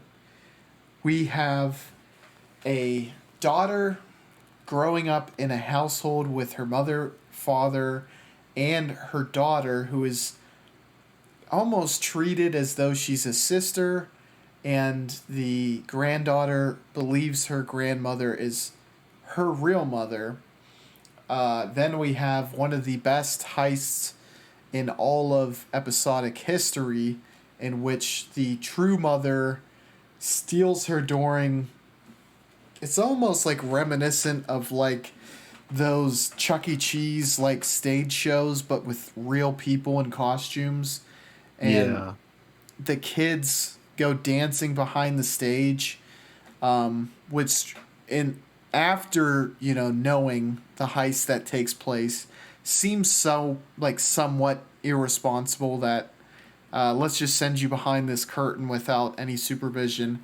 So she's stolen, reunites with the biological father, and they try to make their way to begin their own lives together as mother and daughter, and get caught, for lack of a better term, by the grandmother, Yeah. and separate. They separate. The biological mother goes on the train to where they were off to go, which I can't remember where the location was. I know she had wanted to go to Canada. Obviously, the train's not taking her there, but Yeah. and then the daughter ends up staying with the grandmother. And what were your thoughts on this one? I thought that it was a little more on the nose than the other uh episodes, but it's definitely one of the more engaging stories. Mm-hmm. And I really enjoyed the ending. I want to say. Um it kind of reminds me of the Chinatown ending where it's like some things just can't you can't just like steal away something that is ingrained in another person's head Mm-hmm. that this is what's happening. So I think it worked. Yeah, I think there would have been probably 1,000 ideas that could hit the page that you could tell this story in trying to tell the commandment of thou shalt not steal that might not have been nearly as interesting, as complex, and but I'm kind of with you in that this is one that I didn't like quite as much. It's memorable, but the the profanity of it and how prophetic it was didn't hit me quite as hard as some of the other ones did. Yeah. In that way, I mean, it was good. And one review that I read was, can you take what is truly yours? Maybe that is kind of where the profound debate stems from. Um, it Yeah. when does uh, I guess custody truly change hands? In lying to cover your own skin, Mhm. do you have the right to just take that back when it's convenient for you, or does kind of picking up the slack during a hard moment kind of make you the rightful owner, I guess. Yeah. But then there's also the the moral gray area of that where the grandmother kind of exploited the situation in a way. Yeah. And those elements of the story added to my appreciation, I think it's what made it good without falling completely flat. Without Yes. exploring that, I think this episode could have easily been a stain on the series as a whole. Whereas it Yeah. kind of it stays with its head above water because of that.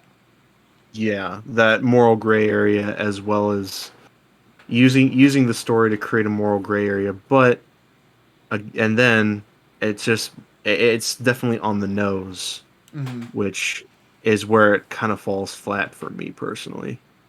Yeah, I agree with you there. I think if they would have went more where it's not so direct, such a direct path to the commandment, it could have very well benefited from it, Yeah. because it's such a well known commandment. It probably would have been a really good. It could have been an opportunity to get even more creative. But I don't think they played it safe. I think it was a happy medium where they risked a little bit, but I think if they would have really went for it, they could have came up with something that was truly, truly brilliant. Yeah. I gave this one a 4 out of 5 stars, Mhm. and I think you could argue lower on that, but I Um, did like it, but it was not one yeah, of my favorites. yeah. Um, I gave it a 3.5. It's not. It's better than some others. But overall, it lacked. It lacked. Yeah, it lacked ambition. Hmm. Like like 5 and 6 had. Like you can read so much into some of these episodes individually, and this there's not really much you can read into. Yeah. Um, I would have to agree with you there. But if anyone watching, if you had some different interpretations, some different details from the episodes that really helped it resonate with you, I would love to know. Just because I think it could add to the appreciation of it if there's some little details that can help add to the story. Yeah, there's definitely an importance to getting those opinions so you can like maybe there's something you missed and maybe it'll change your appreciation. Exactly. The next commandment is, "Thou shalt not bear false witness against thy neighbor." Would you like All right. to summarize this one, Ethan? Absolutely. So a older woman is doing some I think like press for not press but some sort of like assignment for a ethics class and and then it's revealed that she was not really there for it slowly gets revealed that she was not really there for the ethics class, but also the fact that the older woman, the woman that was doing the recording on her little recording device, that she told a story about how there was this girl during World War II that was that was supposed to be sheltered, and the woman that was going to shelter her was turned away, and you don't know why she was turned away. And then it gets revealed that that older woman was the little girl in the story who was turned away, and the ethics teacher was the older woman that denied her like refuge in her house. So that's the plot. This one I did really like, despite the fact it's not one of my favorite episodes. It it Yeah, expressed the commandment in a way that was really understandable. I think after yeah, you piece it all together, and first of all, um, as you stated, the recurring character shows up in this one. He's in the class. yeah. That was a neat callback. But the bigger one was that the first story presented Yes, was that was. Yeah. Sorry, go ahead. I didn't mean to steal your thunder. it was the baby story, Yeah, from episode 2. yeah, That was an awesome callback. yeah. That was Um, an awesome callback is that because Go ahead.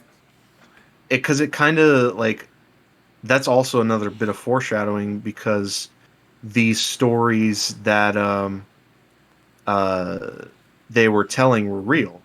Hmm. And so I even think the ethics teacher said that um the kids usually take their stories from real life, and word gets around, and because it's all in this one city, most people know about that one story, and so that girl decides to tell a real story of her own. Yeah, that is what inspired her to tell her story. Yeah, And I also I like how certain details are revealed, that speak to the characters, which is yeah, the the Jewish, um, lady who was turned away brings up how she knows a bunch of people in the United States who had been helped by her, and that she seems more like the type to be helping Like she said she exhibits certain traits that weren't indicative of what she did that night. Um, and when the reasoning gets revealed, like those nice little details help that picture be completed. You know what I'm saying? Yeah. Yeah. And it like the revelation that it was like I wanted to give you a chance as opposed to a certain doom that would not only hurt me, but it would probably, I mean, it would indefinitely hurt you. Um, was, I think, trying to get to the heart of what this commandment is about, which it took me a little bit to unravel that. Because my initial thought didn't really tie into the commandment at all. It was Mhm. more or less the moral quandary of like, would you kill one to save 1,000? And it later evolved into the fact that you shouldn't assume the worst from the people you interact with until you truly know what they were trying to do. Yeah. So from that perspective, I thought this one hits the nail right on the head in a pretty complex fashion, with a really intricate premise. Hmm. From that perspective, I thought it was genius, and it was very enjoyable too to be able to kind of think and try to dissect after the fact. Oh yeah, definitely. What did you rate this one, and what were your final thoughts? I definitely think this is the one with the maybe the best dialogue. Mm, Um, just like listening to these people and they have a soliloquy, mm, soliloquy. I think mm, it's the one where they are giving a speech to another person in the story. Uh, if I'm wrong, then but maybe it's a monologue. I don't know. It's either a monologue or a soliloquy. Soliloquy. Shoot.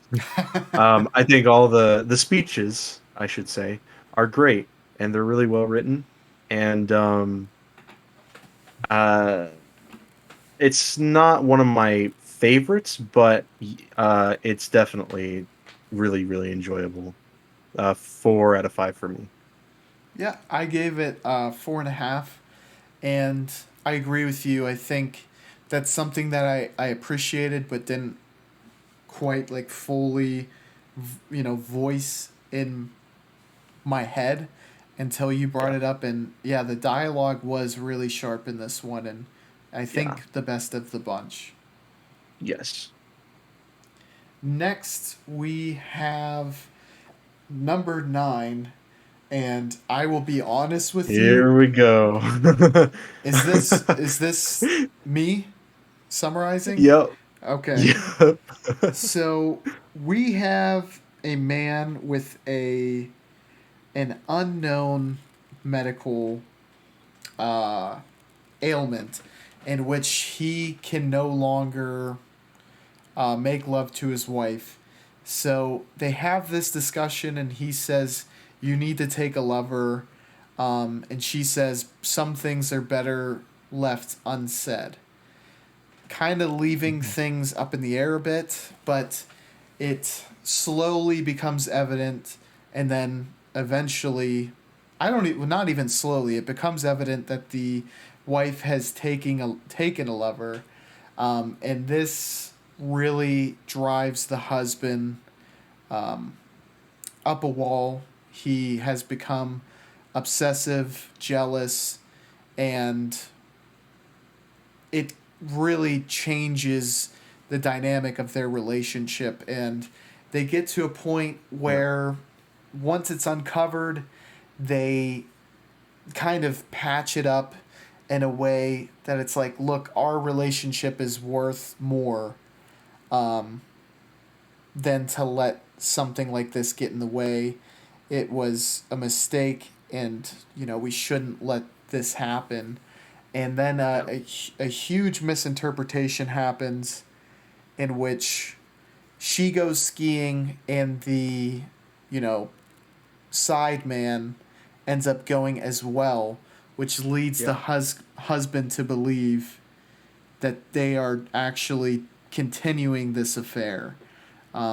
And I don't know, it seems like it was a semi suicide attempt, maybe a half hearted one, but he lives through it, and the wife came back basically that day, which confirms the fact that that it was another or a misinterpretation. What were your Yeah. thoughts?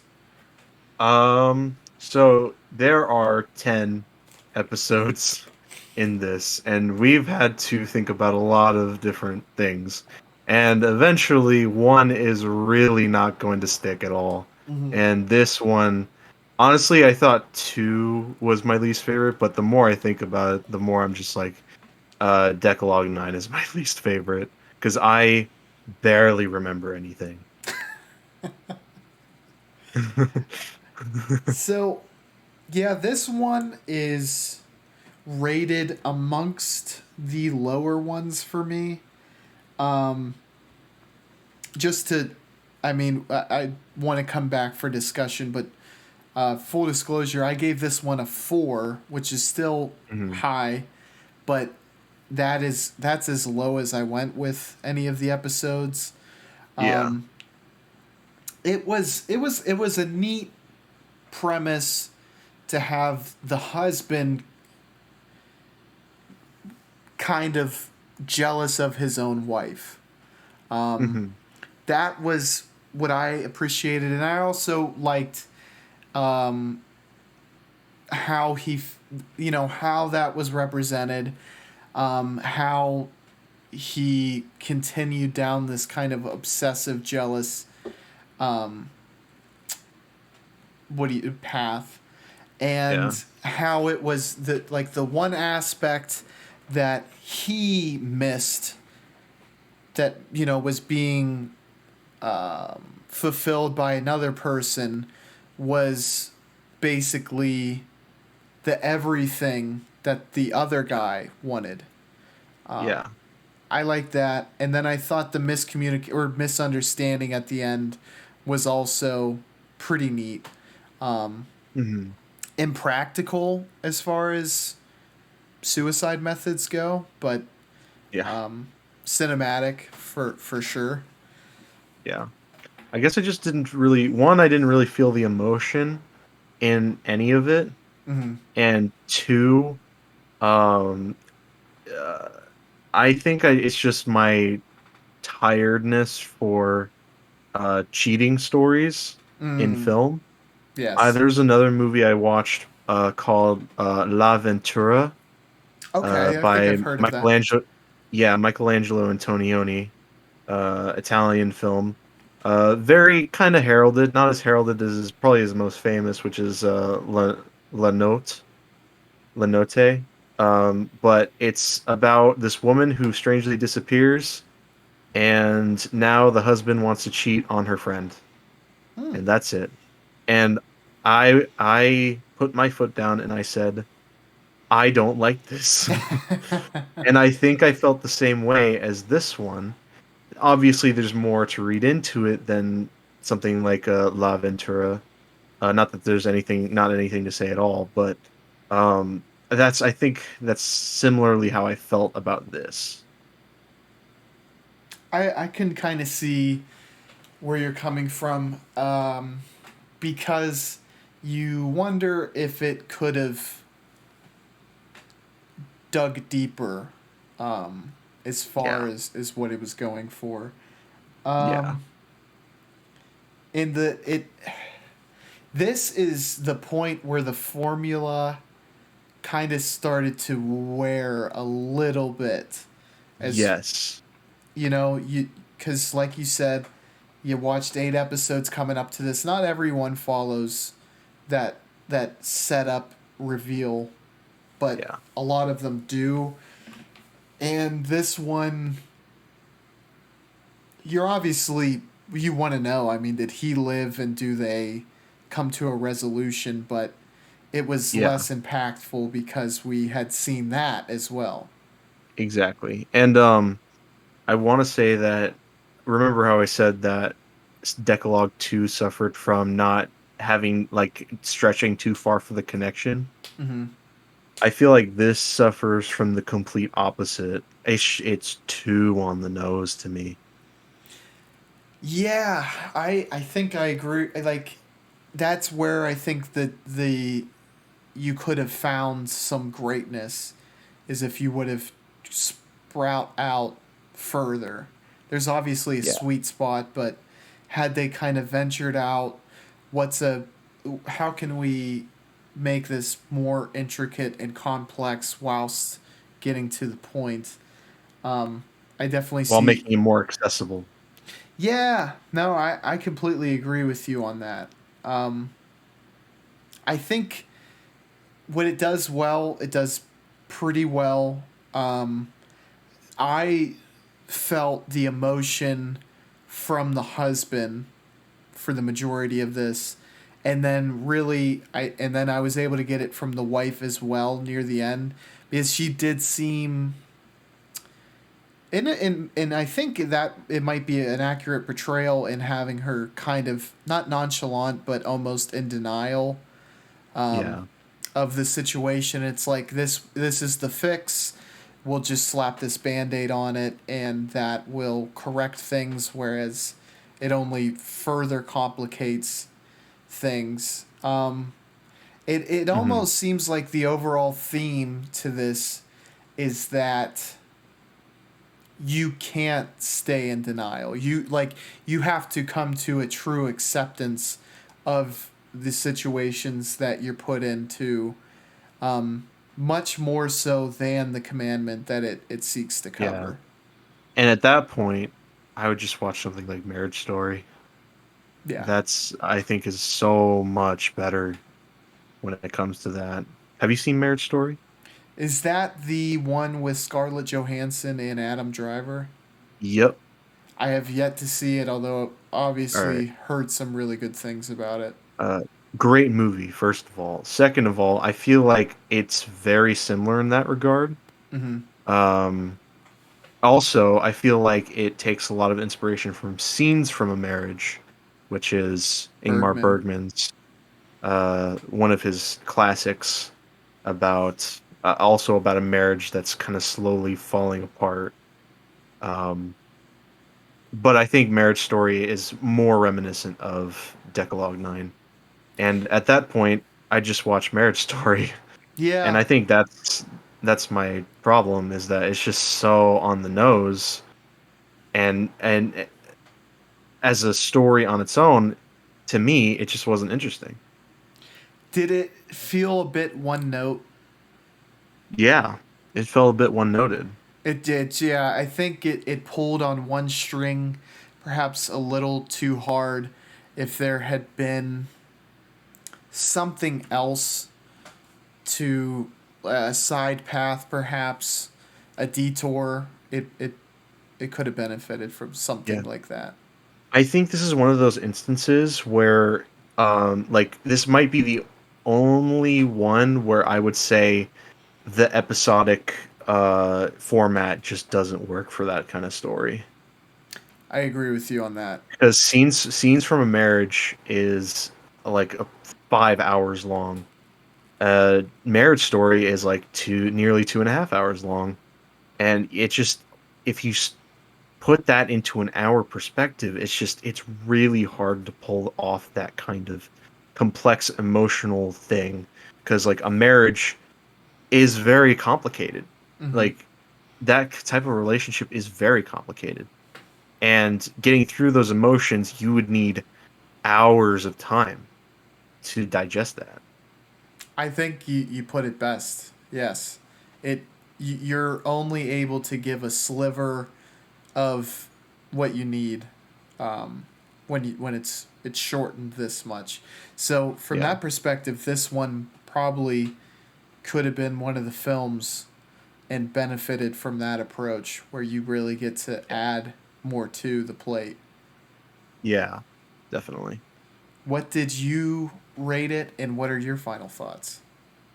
I gave it a 3 out of 5. I'm changing my my rating on Decalogue 2 to 3.5 out of 5 to confirm that this was easily my least favorite. Definitely understandable.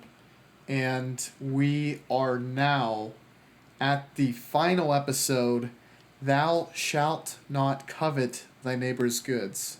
Would you like to give a quick summation on this one? Yes, I will. Two brothers are kind of mourning the loss of their father, and they realize that their father have a stamp collection. Uh, they his their father has a stamp collection, and they decide to sell it off, learning that it was far more valuable than they originally thought. And so they are trying to get those stamps back. This was one of the more enjoyable episodes for me. Yeah. Well, Um, first of all, it's funny. yes. Yeah, the characters in this, I think they overshadow a lot of characters we've been exposed to thus far. Yeah. The rock star brother is awesome. First of all, I thought he was the son of the brother at first. Oh yeah. Like during the They got a funeral, he they got like an looks age gap. yeah, he looks a lot younger. Um, he was a really interesting character, and the other brother was really interesting as well. Um, Even like some of the shady stamp collectors, I thought, or the one shady other stamp collector was kind of an interesting, if not stereotypical, you know, villain esque character. But I loved Yeah. the interaction between the brothers, Oh yeah. Absolutely.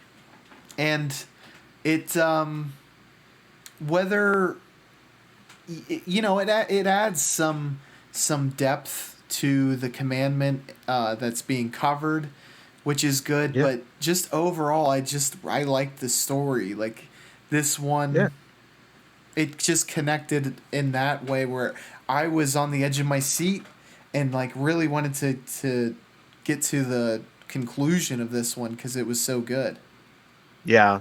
I feel like it's also a little bit on the nose, but what makes it work is the story. It's just such an entertaining end to the series. It's very lighthearted in that way. And Exactly.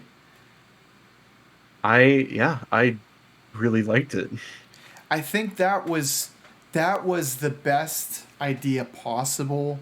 Like, let's take a really, and it's not the most lighthearted, but in comparison to the rest of the episodes, oh my god! Like, this is it might as well be a comedy movie compared to like Yeah. you know what I'm 5 saying? and 6. 1, Yeah, 5, and 6 are like significantly more depressing.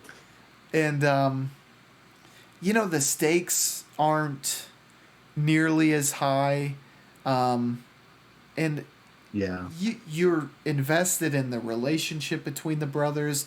You're invested in their journey.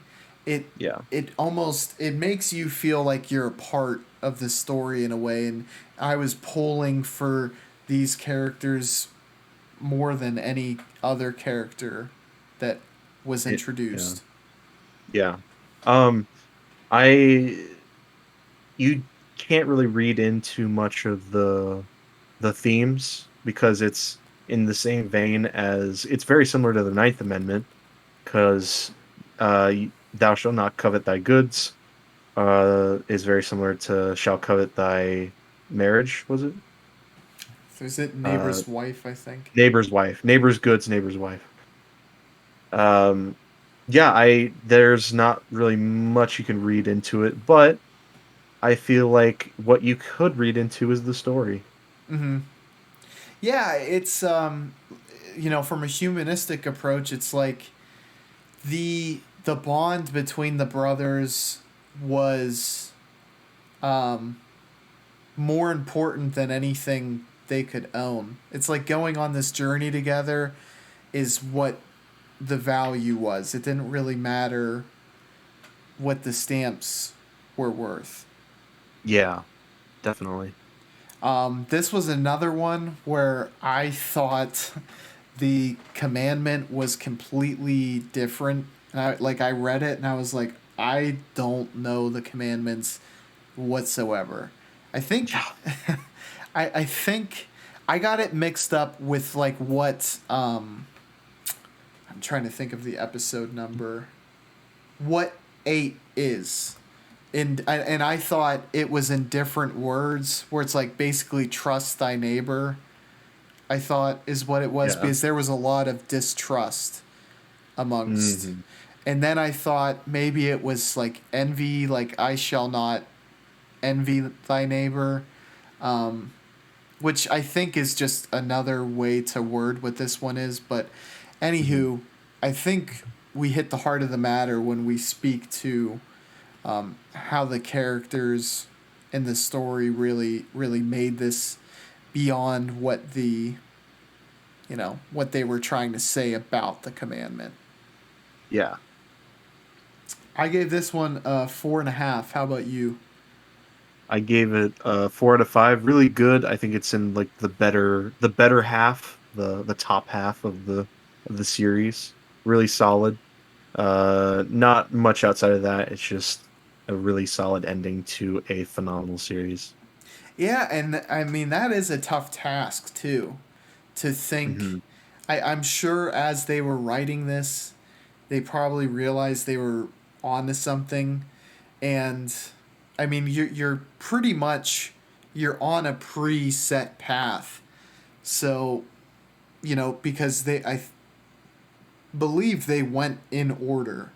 You know, first commandment was episode 1, 10th commandment 10. So it's Yeah. not like you gotta kind of work with the cards that are dealt to you, and they were able to maximize this one for sure and not end Hmm. on a low note. Yeah. As opposed to episode 9 Yeah, well, good thing that one wasn't the ending because I think it would have left a bad taste in. on the series. Yeah. Yeah. So, to end this one, would you want to go through and rank, I guess, all 12 of the, you know, pieces we covered today? Yeah. I had the ranking in my letterbox, but I didn't rank the two films. That's okay. So, Yeah, if you uh, just want to go through the episodes, I think that would work just as well too, and I'll just leave the movies out too. you Um, sure? You want to do that? would I mean, do you? I'll throw mine in then. I'll throw the movies in my ranking. All right. Would Uh, you like to go first? yes. So my number 10 is 9, as I stated. Boring and oozed missed potential, in my opinion. Mm-hmm. My number 9 is 2. I feel like it's a little there. Couldn't make that connection. Really solid story otherwise, and definitely an improvement on 9. My number 8 is 3. I felt it was very interesting, but also it uh, felt like it left me wanting more. Mm-hmm. My number 7 is episode 7, also a little too on the nose, but I really liked the ending and I thought it was an interesting story.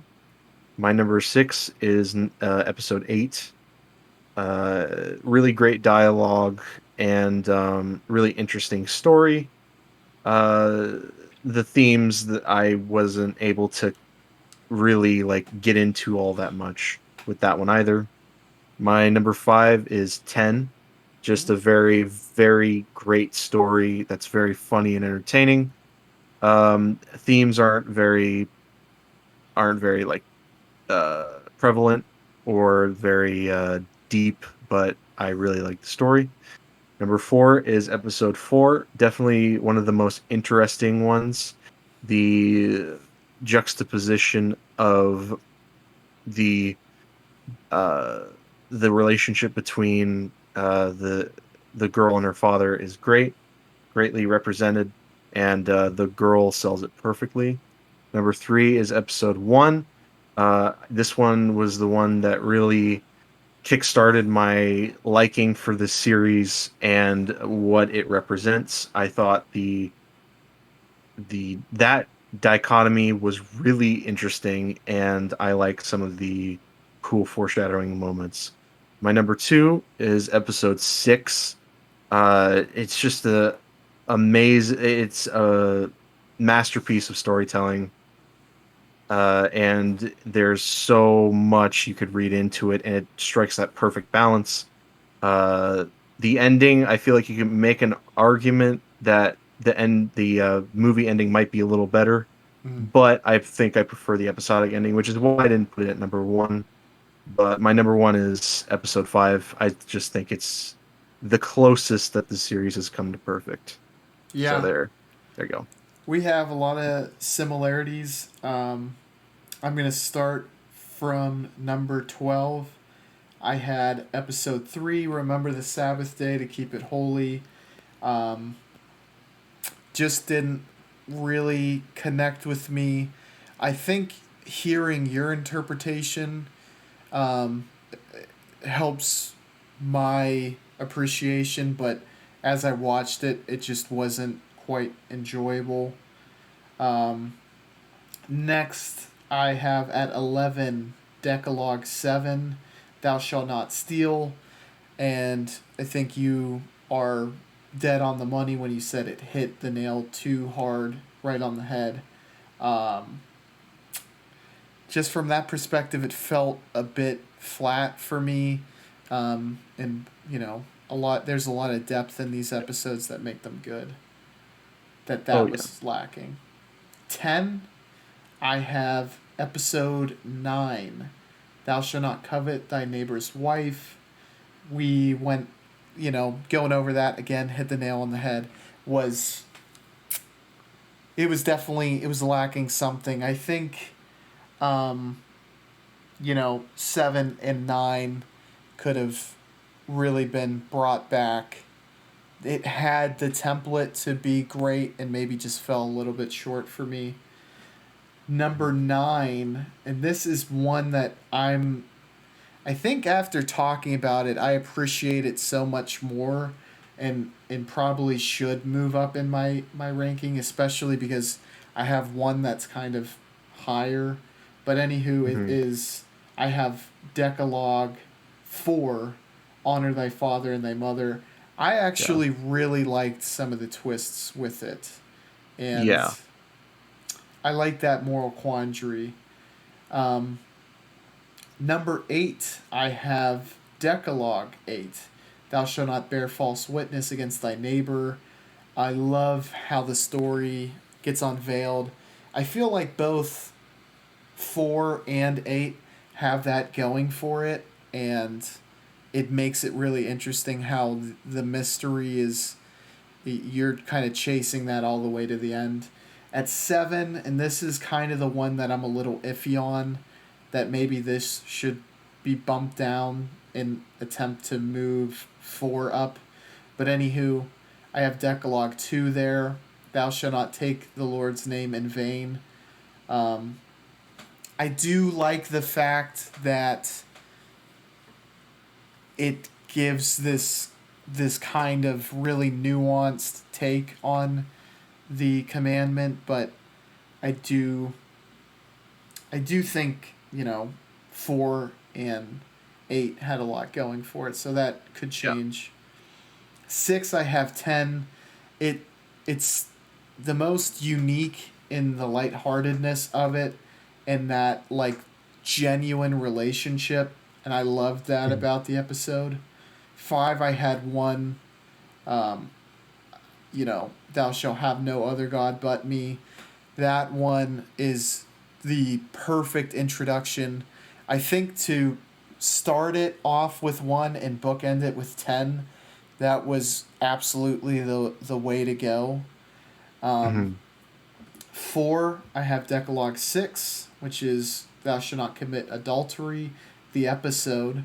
Um, and I think there, I think you could really argue it might, I don't know, as far as, why I decided that I think the ending, perhaps, even though, or not the ending, because I'm trying to think, again, what was different from the movie? We went over Well, it. My the ending significantly changed yes, in terms of its tone. that is, yeah. So that kind of lighthearted nature, maybe. Although I think Hmm. you could argue the episode is better. Um, but anywho, Hmm. 3, I have short film about killing. I thought it was, it was spectacular in its own right. Then 2, I have a short film about love, which the more I think about it, the more I'm like, I think maybe the episode should go there, but Hmm. and the end, I am right there with you. Episode 5, I thought basically took the greatness. It was just, it was all the way just build up, build up, build up, and then this climax was us almost coming to the same realization as the lawyer, and it was a Yeah. masterpiece as far as I'm concerned. Yeah. Um, if you were curious, though, I would say I pluck the two movies. I would sandwich them between 1 and 4. Mm, My number 4 was episode 4, and then my number 3 was episode 1. I would sandwich the movies in between those two, and I would say short film about love would be 4, and then short film about killing would be 5. yeah, and if you want to check these lists out, our letterbox profiles will be in the description, so you can kind of look at them, because I know it Mhm. can be probably hard to keep track, um, but we have a idea, or I should say, Ethan has come up with a director that is admittedly really critically acclaimed, but was completely off my radar that he Oh would yeah. like to cover for the next episode. And I, if you want to say who that director is and the Mhm. movie that you would like to cover. Yeah. So the director is a Greek director by the name of Theo Angelopoulos. I hope I pronounced his name correctly. Um, so he's also been off my radar kind of because none of his films are really known here because like none of them are region, like they never made the region travel Mm, here for some reason. Like you could find none of his films on traditional um on traditional streaming. streaming services, and the DVD on Amazon costs I think about $120. Holy So crap. I was not about to do that. I was not about to do that. So I, had my methods, and I ended up watching Eternity and a Day, and it has been stuck in my mind ever since I watched it. So I was proposing that we do this one. That was the film I was hinting at before with which one was it? Uh, it was 3, right? Episode 3. Yeah, I was I think hinting so. at this movie with episode 3 about reflecting on the past. Mm. And so I definitely wanted to talk about that. I mean, it's such a good subject matter to Yeah. use for a movie. I mean, I think Tarkovsky is someone who does that well. Oh yeah, with the mirror. Yes. Yeah. So I'm And I think something interesting I noticed about your list is that the ones that are at the bottom are the ones that you think ooze the most missed potential. yeah, I think I tend to not I mean upset is probably too strong a word, but Hmm. when you look at it, it makes you look more pessimistically at it. For me, at least. Yeah. Yeah, no, I just thought that was interesting. The one I'm gonna, you know, roughly choose, and this could if there's any reason that this needs to change, we can change it. But just based off of reviews, the Yeah. one that I want to watch from Angelopolis is Landscape in the Mist. Um, Yeah. so those are two movies to check out if you can, obviously. But if you cannot, we are going to talk about them, Yeah. discuss them, review them, rate them. So if you can't get a hold of them, we're the next best thing. So Yeah. definitely check Uh, that out. Yeah, I don't necessarily want to reveal my methods, but there is a method. So Ethan is alluding to the fact that he has relatives in the government who uh, they get contraband from other countries, and he sometimes profits off of them and sometimes keeps them for himself. But Yeah, I don't know if you guys know this, but I'm part Greek. I I have of and yeah, I just have family over there and they're just like, "Yeah, you want to pirate this stuff?" yeah, but I mean that is, I guess, as a closing discussion, that is, um, it's really a prevalent thing in that having to. There are some movies that are just nearly impossible to get your hands on, and Oh yeah, regionality. Jesus. I mean, to me, I think if there is no, because and let's be honest, if you would have bought that on Amazon, it it doesn't benefit the director anymore. It really only No. benefits the buyer. Yeah, I mean, Angelopolis passed away like nearly a decade ago. Yeah. So Yeah. and And it and it's yeah, not going to go straight to the estate either. yeah. It's like it can be a spirited debate with some people. Um, on From my perspective, I feel like if you can, it's always nice to support the artist. Um, Mhm. but there's also something about art, and I think it should be as accessible to as many people as possible. Yeah. That it's kind of being able to let people have access to it is also something that's just as important. Yeah. Cuz like Decalogue is one of the most highly heralded TV shows of all time. And like that's the level that you have to get to in order to have it be known around the world, Mm. which is a shame because, you know, there's more where that came from. Yeah, and I think here's something else about that is despite how, and when I say critically, I know like professional critics absolutely love it, but it's diehards too, like on Letterbox. It is not widely known, kind of outside its niche though, Yeah. and that's it's honestly kind of crazy to think about. And I know in the United States, as you and I are, we are. You have to make the effort to be in the know when it comes to things from other countries, especially media. Yeah. Yeah.